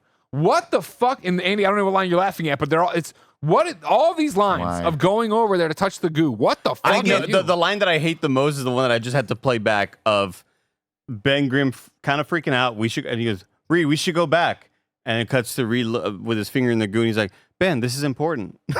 It was like Miles Man, Teller be used cool. up any of his acting Yeah. powers in that last sequence that I liked. And this was just like the wet they blanket. came to plant a flag, but they are completely prepared for this fucking Right. half dome climb down the fucking jaggedy ass interdimensional plane. And I want to point out that the movie makes such it tries so hard to be grounded and real. And then this scene happens, you go, we're just off. We're crazy now. I hate their We're in mouthpieces crazy in the town helmets. now. Yeah, So they ugly. find this green deposit. Yeah, The why? energy looks awful. I do you can have a feel helmet it. and a The breathing? energy. It's alive. What? And that's before they touch it. That's like they're just being like, I feel it. The energy's alive. All right. I don't think this looks that bad. I hate it for a Fantastic Four thing, but also Fantastic Four, oftentimes it's not going to space. They go to the negative zone. Like this is a take from the comics. I want to say this is what happens in Ultimate Comics. I might be wrong about that, but like I've seen this take before, Okay. and I didn't realize this isn't the negative zone. I mean, maybe it is. I don't fucking know. Parts of this I don't hate. I don't hate the visuals of it. The action scene here of them running away from the green explosions, I don't think necessarily fits this movie, but I didn't hate the scene, and I liked when Doom gets hit. And he's fucking screaming as the acid He is falls back destroying in, his body. It's like there's something here in a Josh Trank film, if they were going further into it, that could have worked. I But will only Agreed. highly disagree with you in the running from the explosion stuff. Watching that, I was like, this looks like far and away like the worst stuff in this movie, where everything else looked fine, but as they're running from Well, the actually, explosion, something about the composition of how they were running, it just looked so. It looks so amateur, like VFX type So stuff. I don't agree with what you're saying there. But what I do agree with, I guess this does look the worst. I don't think anything in this movie looks bad though. Oh no, yeah, I agree. That's the only sequence where I'm like, whoa, something happened here with the VFX where this just looks so poorly done. Everything you just said happens. Doom falls. They all run, jump in the pods. They're screaming. It's not working. He Ben's falls so far away, Greg, and like his scream is so far gone. He's been and then Reed goes, "We can't leave without him." It's like, dude, you don't even see him anymore. Yeah, like, yeah. it's not like he's on the ground easily in reach to where you could climb down. Like, we can't live without him. Ben can't close his pod door. Rocks get blasted in. A hole gets punched in Johnny's, and he's engulfed in flames. Screaming as his body just burns and it gets out. His corpse is just on fire. Yeah, I mean, this is before they shake off. Yeah. Then Sue got her through. She calls him back by remote. Mr. Fantastic. They didn't show him getting stretched, but I guess he just had cosmic rays or some shit. The thing comes back and then blasts off a little bit of energy in a line to hit Sue and knock her out, and she goes invisible. And then the pulse wave, the EMP that knocks out power, and everybody else goes throughout the goddamn thing. We come back. There's been this big explosion. Reed is like, anybody help me? Oh, my feet are caught underneath this metal. And so he starts crawling around. He sees Johnny burning, and he hears Ben, so he crawls over to Ben, and he gets there, but he can't find him, and he looks back, and his legs are all elongated or whatever. He goes, oh, and he passes out. Fucking cool as shit. Not what I need from a Fantastic Four. Not what I need from Reed Richards ever in my life. Body horror of him actually being fucking terrified that his leg is long. Yep. His arms are all long on the table. Well, yeah. Well, then we jump to Area 57, and now they're on the undisclosed location, even to us, the moviegoer. They won't tell us where Area 57 is. He's spread eagle there on the table, and they're like, "Can you move your fingers?" And he's like, "Where are my friends? Where are my friends? What have you done to me?" Yeah. And they're like, "Increase the sedatives." This is terrifying. 100%. We jump over. Of course, Sue is invisible, as you'd expect. Johnny is just fucking on fire. Just laying there. This is a fucking straight up a horror movie, right? I would pay for a director's commentary. Yeah, this is when his dad's watching too, and Johnny goes and bursts the windows, and then comes up, and he's still on fire. Dude, whatever. I hate the way Johnny looks in this movie, on fire. Yeah, me too. I wish that they did what all the other movies did, where they make the other facial features have like a lighter yellow outline. This is just like it. Like looks bad. Most of the movie, it's just like bright yellow eyes, bright yellow mouth. It looks like a jack-o'-lantern. It's like you could have done so much with like his actual facial features to show like that's still a person in there. I just did not like this take on it. Reed on his table hears Ben calling for help, and it's enough for him to go, I have to do this. He pulls himself together painfully, throws himself in the heat vent like fucking goddamn Metal Gear, and slithers. He's getting all long as he goes and does his damn thing, and eventually gets to the grate and is able to look in and see his friend turn to Rock Monster Man, who can't move, and is able to yank his arm out, and he's up fucked up. And he's like, Reed, help me. And then the alarms start going off, and I was like, oh man, Reed's gonna go back to his holding cell. Come up with a plan, break him out. No, we cut outside to Reed escaping, shirtless, gooey man, into the winter frozen Arctic wonderland and running off. Then the movie has then Leader comes to Ben and offers him hope for a cure or whatever. Then the movie has the audacity to throw up 1 year later. I texted the thread that you're now on, Tim. I was like, what the fuck? Him running off as Ben screams, please help me. What happened to me? Don't leave me. Reed, do something, please. Holy shit, man. No, thank you, sir. This is not the Fantastic Four we need right now. From there, we open up with the Leader giving a presentation. It's the Thing. You know how much the Thing has been out there this guy has been out there helping our troops and fucking killing tanks, and 47 confirmed casualties he's caused. Meanwhile, here is Sue Storm. She's got a force field. She can fly. She can make things invisible by looking at him. Here's Johnny Storm. He's flying around. He's made of flames, yada, yada, yada. And the best news is we know how to get there and make more super soldiers. We're building the second quantum gate right now. To Nick's point, we didn't have a working quantum gate. You know what I mean? For 1 year, it's taken them this long to get the quantum gate 2 up and running or whatever. They're like, the generals are like, yeah, fuck yeah, this sounds like a great idea. Let's do that. Then Johnny's testing his powers. He's blowing up drones. The military talks to him. He's willing to play ball. Johnny's just down. He's like, this is dope. This is sick as hell. Yeah. I'm awesome. Why aren't you letting me out there to go kill people like Ben Grimm's killing people? That's fucking, I love that so much. And then it is like, cool, we're right on the precipice of having Quantum Gate 2 ready to go. But we're back in the same situation, y'all. We need Reed. Reed's got the solutions. Sue Storm, I know that you don't want to work with the military. You just want to be left alone and have your life back. Can't give you that unless you help us here. If you help us with your pattern recognition, you'll be able to do this. You'll be able to do that. And she goes, fine, okay. As Fantastic Four is coming out last week or 2 weeks ago, the internet starts kind of having all these viral threads about the old Fantastic movies, and there was a thread about just how bad the suits are in this movie. Oh, and like it's a picture of Human Torch standing there with like the chest piece forming the letter T with 4 lines on their chest, and each one has a different amount of lines. Oh yeah, 1, 2, 3, Test or subject 4. 1, 2, 3, and 4. so the tweet was like, man, the person who designed this thought that like they were gonna go down in history is like, what an awesome take and interpretation of this. It's just so bad. Like Reed's suit with the Velcro straps looking like an F, kind of like it's just. it reminds me a lot of the Flash's suit that he built himself in Dawn of Justice. We were like, why are there so many wires everywhere? Why are there so many things going on it's everywhere? so minimal and it's maximal at the exact same time. Yeah. Like, And it's then- crazy. I like Sue's a little bit, not for Sue. I just like the way it looks. Am I crazy in thinking that Johnny has to have like some sort of like button to turn on his powers? I didn't At some notice point, he that. keeps doing this with like, just turning gas on or something. The way I understood it in my headcanon was that, that's what let him go back to being Michael B. Jordan. He's in his natural state. He's on fire all the time, but the suit they built him. Oh, the he suit contain stops. it. Okay, that's That's what I actually took away pretty from it. interesting. Maybe I'm wrong. Yeah, That's that's actually probably interesting. She comes in. It turns out Reed's been looking for the thing. They've had a hit here or there, the internet cafes and bullshit like that. And Sue's like, I'll need some music. Preferably Portishead. Meanwhile, we jump over to Reed, who's trying to buy a thing, and he'll fix the cash register to pay $5 for it. And he has disguised himself, Andy. He has disguised himself. Holy shit. Holy shit. I like the idea of it. I did not like then when he undoes it in the car and it's the worst effect of all time. It And it was is like at least terrifying. 3 seconds to 5 seconds before you stop being CG Miles Teller to real Yeah. Miles Teller. You could have been real Miles Teller so that this didn't look so fucking bad. But it's just like, I don't know, man. This is just a bad look from all intents and purposes. It's like this voice kind of sounds like Miles Teller, but he's speaking like fluent Spanish in a not great natural accent. So it's not clear. It's clearly not like an actual Latin person, but also you got to make yourself look like a Yeah, why you gotta make it so? dude. It's just, It's kind of a weird choice.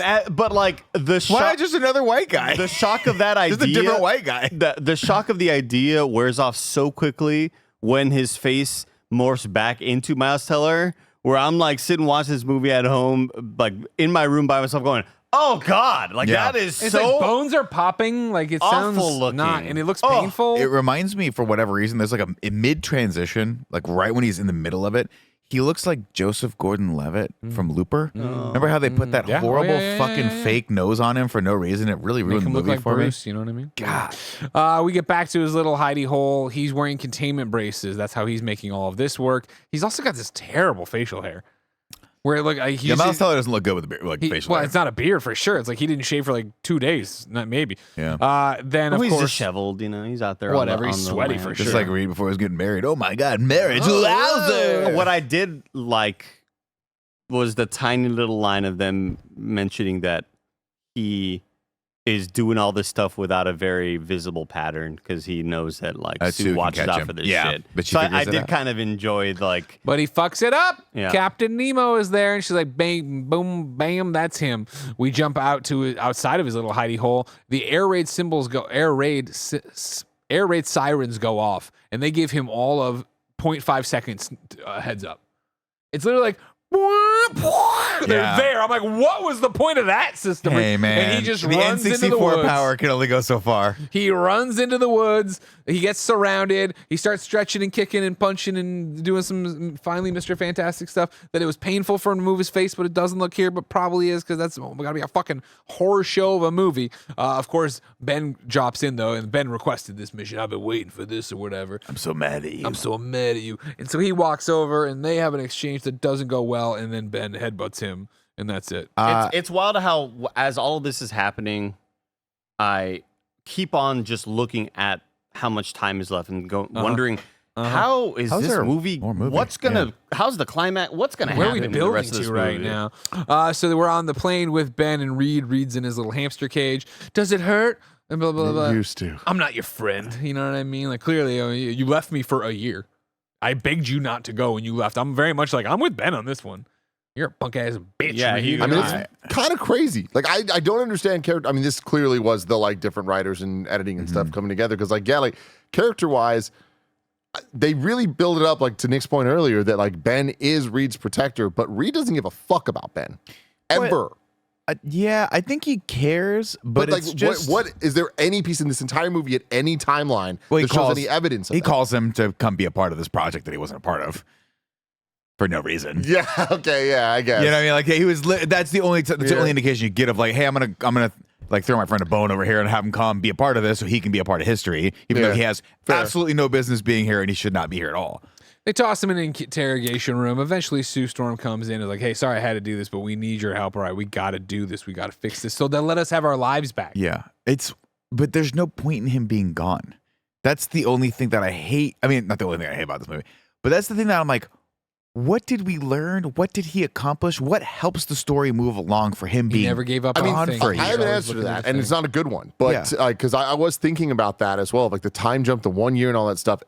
Reed to me actually seems kind of stupid most of this movie, like up to this point. Yeah. It's like he's never the smartest person in the room. I never think they're even trying to make us think that, which is bizarre. He does things that don't work. He doesn't win the prizes at the fairs. They fuck up. It blows up. Like all the shit's just not right.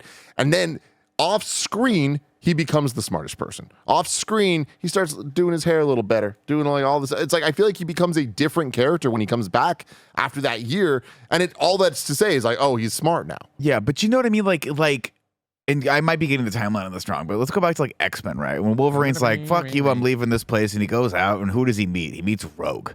And that pushes the story along, and it also pushes his character development along because now he has someone who's like a daughter figure that he can fucking care about. In this one, he just goes away, and then he comes right back. And it's like, why did you have him leave? Why not have him jump in there and try to save him, and then they get locked in, and now they have to solve this problem so that they can get their lives back? I think there's just no point in him being gone for a year. I think the plan was, you know, Nick, when you're in a war zone firefight, and it's a 1v4, Snowbike Mike always makes the right call to go, I'm gonna run away and do whatever I can to collect myself. He does the opposite. And then I'll bring everybody back in. But you and I are really, really dumb. We're like, I could take on this 1v4. And for me, Reed was like, I am of no help or use to anybody now. I got to get the fuck out and figure out cures for all of them while I'm on the run out here. But yes, and I can understand. I'm saying just from a sheer logistical writing standpoint, the screenwriters sat down and said, we're going to have him gone for a year.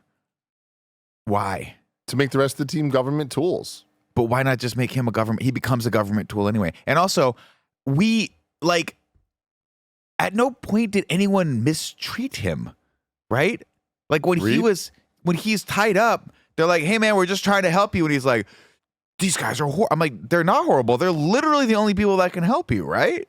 Yeah. Did anyone like stab him like, we got you now, motherfucker? Like it's not New Mutants where they're being tortured, right? Yeah, we don't have that it was an odd leap in logic where he's like, we don't have my that God, Nazi, the aliens have got me. The Nazi-looking dude from Rise of the Silver Surfer. Yeah, we didn't have that presence. People were just like, hey man, relax, like be cool. We're just trying. And he's like, I figured it out. And then he climbs naked through the air vents, and I'm a little turned on. I love getting horny. Oh. Also, I just want to say one more thing. I don't hate the way the Thing looks in this, and I think the way like I like he's naked. Yeah, That's but fun. like I think he actually looks pretty cool. In my opinion, I like the off-kiltered shoulders, like the asymmetry of him, and I think the way it moves. I would say not my favorite, but I'm with you. Yeah, I like it. It's just not my favorite. Yeah, agreed. Reed agrees then to do this or whatever. They walk him out there. He looks at the Cosmic Gate, whatever 2.0, and he's like, "You made it ugly." And then they bring him in and sit him at the computer like, we need your help fixing this. And he goes, yeah, it's going to take me 10 minutes to fix the source code. Really? Maybe less. I don't know. I love that. Because it answers a very fucking big question that I had in this movie. Why do they fucking need Reed back? They already made it work. They've done 2 successful tests with this thing, theoretically. I know it blew up, but it's just source code. They lost the data, and now they've shrunk and made it ugly. So come on, it's backed up somewhere, right? So I love that in my head. That's what they said about Toy Story 2. What happened? Oh, that's true. I like that in my head canon, they had all the information and just loaded it in wrong. Like they loaded off the wrong build or something like that. Like it was backed up, but it was like the 1.2 Yeah. version of it, not the 1.3 version of We it. lost 3 months of work. And he fixes it fast, and I was like, I kind of like that, actually. I love that they there actually like, didn't need him for this. looking at the time, there's 31 minutes left in the movie. I have it coming up. We're 27 minutes in, and Victor finally shows up. 27 minutes left. And boy, does he show up. Johnny shows up. He's happy to see Reed. They're like, all right, great. Let's send over the technicians to get this all rolling. So they send a bunch of astronaut types over there who immediately start working on their things. And they're like, wait a second. We have a heat signature. And they're looking and through the heat signature, and it's clearly a fucking person. And they're like, they look over there. It's like clearly a person. They look back, look over, and finally like, can you see? Like, yeah, I think it's a person. 27 minutes left to go. Victor walks over. He's like, I knew you'd come back for me. And he claps his phone. Like, oh my God, pick him up. Get him in the thing. They put him in the thing. Blah, blah. Again, 27 minutes left, but remove the preview. Yeah, remove the the credits. credits. So it's Yeah, probably yeah, like yeah, 20 minutes left in the movie. This doesn't bother me as much as it seems to y'all, but maybe that's just because I'm familiar with this take on the story, so I knew Doom was coming back. I knew. No, I think we all knew Doom Doom was coming back. It was just There's like, no other antagonist why in this rush movie. this? Like, why rush all of this? I just don't. it didn't feel rushed to me. Like, I feel like him coming back, like this take on it, and like him being like, I'm happy over there. Just give me my fucking world. I ain't trying to be back with you guys. My like, take, I think, would have made more sense of just like, you left me, now you'll all die. I think that's such that needs, I think, more. Like, and then even if time. it was like cool, yeah, well, exactly. And then at this one of like, you should have left me over there. I still feel like, and I'm not a professor of the 3-act. Why are you looking at? You know what? Don't tell me. No, I'll tell you in a second. I'm not a professor of the 3-act structure, but I feel like I'm going back over there and then I'm bringing your shit in. I needed an explanation of that. Why? I'm going back over. Fuck you guys. Leave me alone. Go back over. And then it's like, well, they'll never let me be. So I need to figure out a way to stop them or something like that. Well, okay. So his rationale was, you shouldn't have come back here. I was happy. But now that I know you're going to open the portal over and over again, you're going to fuck up my world. So I have to kill all you guys, take all your shit and bring it over here and basically kill Earth. That was his rationale. That's what he says in one line of exposition where he throws it away. You shouldn't have come back. I know you're going to come back. It's going to probably take millions of years, but you're going to fuck up my world. Okay. And I love my world because it's pretty. It kept me alive. It nurtured me. My thing was that it's not that the logic, which I know is thin. Oof. Next time you see Ben, ask how strong he is, and he'll flex for you. It's cute. Well, last time I asked that, he grabbed my stomach real hard. He like does this. do that too. I was like, ah! He just grabbed my belly. If you put out your arm and go show me how strong it is, he'll test the strength here real quick. I didn't have a problem with that so much as I had a problem with, and we'll get there. And I'm sorry for skipping ahead, but I just want to talk to Andy about this. Hey, hit me up. You're made of metal, Andy. The suit that you have has fused to your body. Right. You're pure energy. But you're like, I still got to have a little steez. I still got to have a look. Yeah. Right? This look is not working for me. We already talked about the actor's pinhole eyes that are way too close together, right? What would make those look a little closer together? How about the world's biggest hood?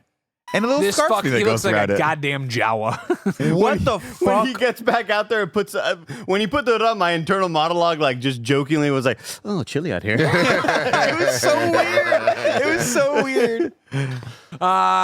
So he, they bring him in. I want to talk to him. No one talks to him until I do. To your point, I was Googling Hocus Pocus because I was trying to find a shot of Bette Midler.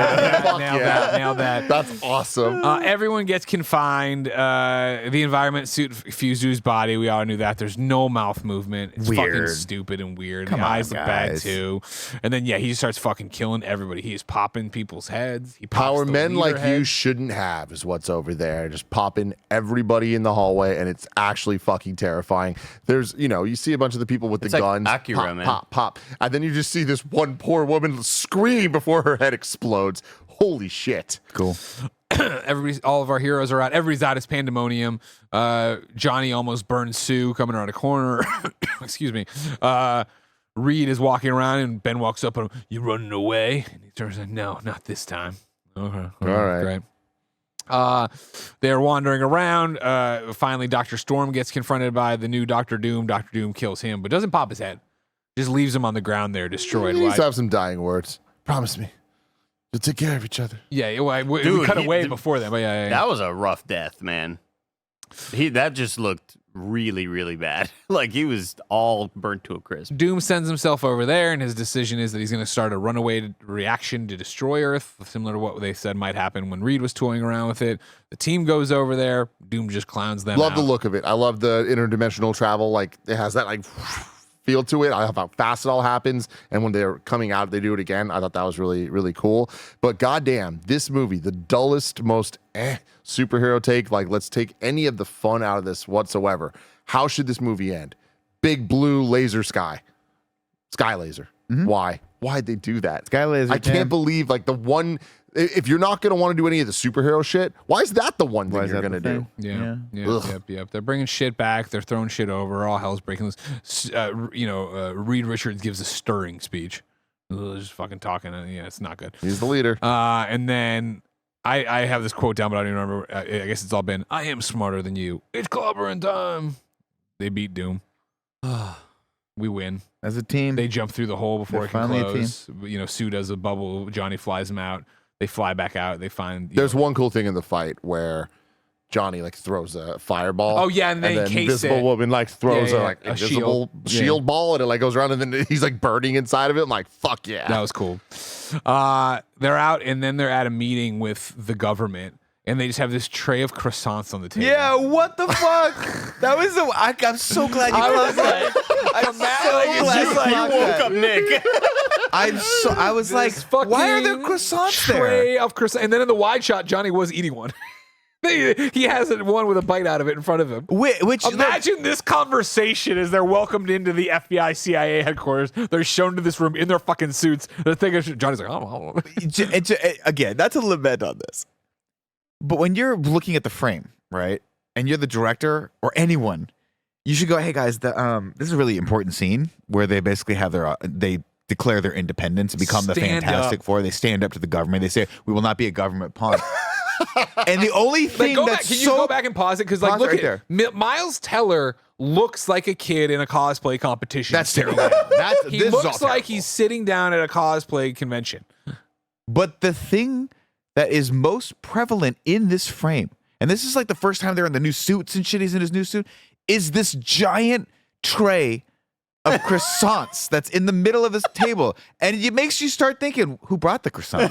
Why is there coffee? Hey, what are they going to do with the croissants after this? Are they going to go into a giant Ziploc bag and maybe my mom's going to try to freeze them like she used to? Intern at the CIA had to go to Costco that morning to get all those croissants. Without any of that, I would have been like, hey guys, the coffee and croissants, it's not working. It's actually destroying the tension and anything in this scene. Get him out of there. Get this whole thing out of there. Like I ever see Michael B. Jordan had a couple bites. Yeah. Like, but yeah, so he came in and said, oh, croissant, I'll have a bite. Well, so he doesn't care about this meeting at all. Why should I? Oh my god. Of course, all right, cool. What do you guys want? We're never going to answer to you again. We want freedom. We want the space to learn. You got to give it to us. You're like, oh, they're going to give them the Baxter building. Nuh-uh. They have this used, but like in the middle of nowhere facility. Why not the Baxter building? Well, so Central, they call it Central It's in City. Central City. Central City in the actual origin of Fantastic Four. What's Central City? It's somewhere in California. That's where they launched. Flash is the Central City hero as well. In Marvel, though, this is originally Fantastic Four was Central City. Okay. And so they get walked around and shown this entire new facility with other people working there that they can hang out in and do their experiments, and then they get to see the giant lab. And Ben walks up and goes, it's fantastic. no, I'll tell you what. Right before this. Oh, what should we call ourselves?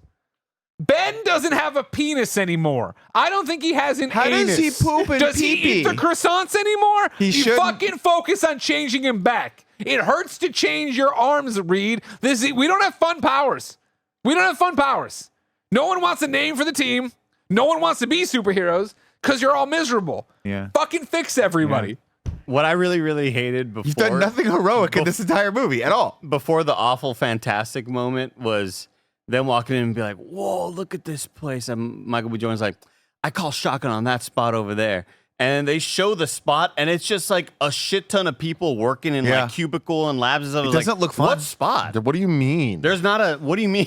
It doesn't. All it is similar to like. it's just a lot. Yeah. It's not fantastic at all. It's not like they came here and it's this amazing, like super. Yes. Like what? I call that just, spot over there. It just looks like a Where? factory. This is what happens when you're fucking staring at a green screen. Yeah. You have no idea what they're gonna fucking put into it. And then they're all standing there looking over the railing, coming up with the name, and we get our, I think, very first interaction between Ben and Johnny in the entire film. And it's just Johnny being a fucking asshole to Ben about how he looks. And it's like, I know that there's different dynamics with the characters that we've seen, even the last couple movies, right? The last two very antagonistic, but like in a lighthearted way. And First Steps, they're just fucking bros. You see this and I'm like, Johnny Storm sucks. He is a bad person. Mm-hmm. Ben gets mistreated by everyone in this film. Yeah. And then his response is fantastic. And it's like, oh, they're doing the thing. And we just see Miles Teller fucking looking. Goddamn. Goddamn. Cut. Title card. You didn't deserve this Say it title again. card. He says, say it again. Yeah. They say, just to make sure people fucking understood what was going on. They say fantastic twice. Yeah. Yikes. Yep. That's then Fantastic That's where Four we're at. 2015. Ugh. All right. What's up, everybody? Welcome to the podcast within the podcast that started it all. Rad guys talk bad guys. We call it Ragu Bagu, where we rank and review all the villains of the MCU. Our list currently stands at 69 entrants. We do tiers S, A, B, C, D, F. What tier do we want to start the bidding on for? I would assume the leader, Dr. Doom, and Reed Richards. Reed Richards? Because he ran away? I mean, he sucks, right? Yeah, like, I mean, they all fucking suck. Honestly, we could remove Dr. Doom.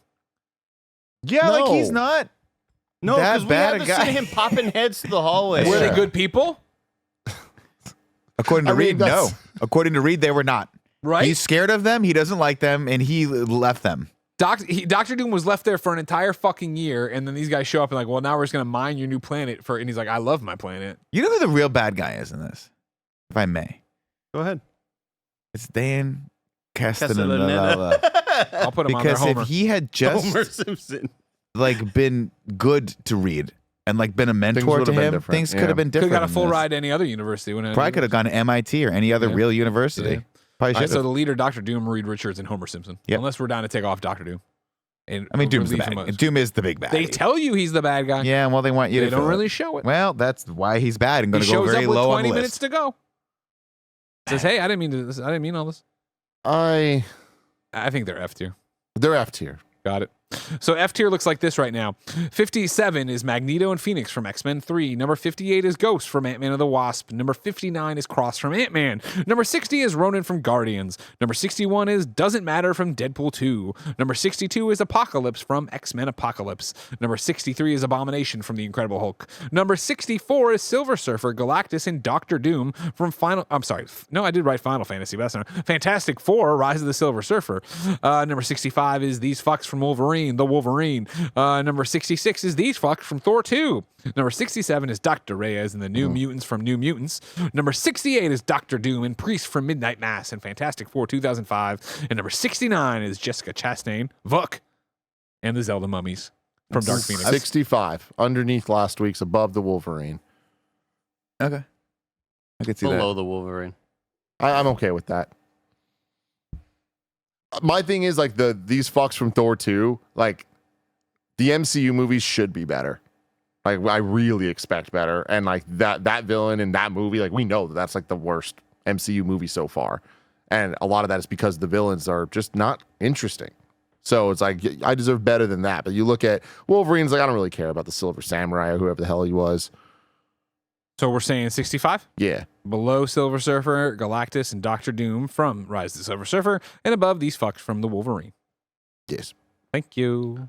So now ranking the Fantastic Four and the Marvel movies at large. Let's start off with Andy Cortez. Woo! I put this movie pretty low because I think it's Pretty low. I think it was just as boring and as uninterested as I can be in a film. Don't say the number. Say what movies you have it in between. Say something I'm giving Electra and Madam Web. Oh, wow. Wow. Andy. Wow. Bad number. Wow. Objection, Your 67. Honor. Wow. Second to last on Andy Cortez's That's list. crazy. Madam Andy. Web did the courtesy of at least having me laugh at some really bad choices, but this was the least I've felt consuming media in a long time, where I was just like, oh, man, I really, really felt nothing. I was void of feeling. So, Nick, Yep. you had Fantastic Four Rise of the Silver Surfer at number 60 I did on your indeed. list. You had the first Fantastic Four at number 50. Mm-hmm. Where'd you put this one? I put this one at number 56, right below Spider-Man 3 and right above Thor: The Dark World. Again, I don't think this is the worst movie I ever made. It's just, I think Andy's word is perfect. It's just uninteresting. It's just not, there's just nothing here. If anything, while watching this one, it's the most I've felt like, what a waste of time. Yeah. that It's a this waste of is potential. than the other ones. It is. Yeah. It is indeed. So, Nick had it at 56. Greg, where'd you put it? I ended up putting Fantastic Four 2015 on Greg's list at 55, underneath the Eternals, above X-Men Dark Phoenix. And so, Nick 56. Sorry, Nick 56, Greg 55, me 57. Wow. Look at that. Under Fantastic Four 2005 and above X-Men Apocalypse. I do think that looking at this, it's probably this movie and below on my list that we're really getting into F tier. Dangerous territory. Of like these superhero movies. Yeah. So, Roger, if you could bring up the full rankings. That means that Fantastic Four 2015 Is that number is 58? number 58. Okay. Yeah, so that makes sense. 55, 56, 57. Andy having it all the way last. 67. Brought it down one more. So, yeah, on our list, we have, getting just into the bad spots here, 52, Thor: The Dark World, 53, X-Men Apocalypse, 54, X-Men Last Stand, 55, Fantastic Four Silver Surfer, 56, Spider-Man 3, 57, Venom, 58, Fantastic Four 2015, 59, X-Men Dark Phoenix, 60, X-Men Origins Wolverine, 61, The New Mutant, 62, Venom Let There Be Carnage, 63, Venom The Last Dance, 64, Daredevil, 65, Madam Web, 66, Kraven the Hunter, 67, Morbius, and 68, Elektra. So that's where we're at. Where I was everyone. at a point of like, where am I going to put this?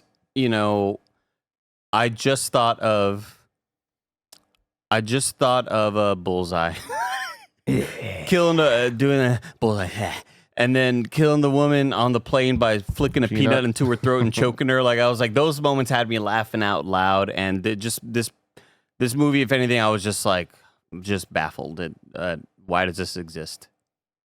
Upsetting times, everybody. But you know what's exciting? We're returning to Predator, baby. Alien versus Predator. AVPPP. Can't wait for that. Thank you all for hanging out with us for Fantastic Four in review and for all of MCU in review. Like I was saying, next year will be Spider-Man Brand New Day, the first new entry in the MCU. But we might, before then, get into a couple of the older movies just to really like finish off this giant homework assignment we started many, many years ago. But until next time, love you all. Goodbye. AVP.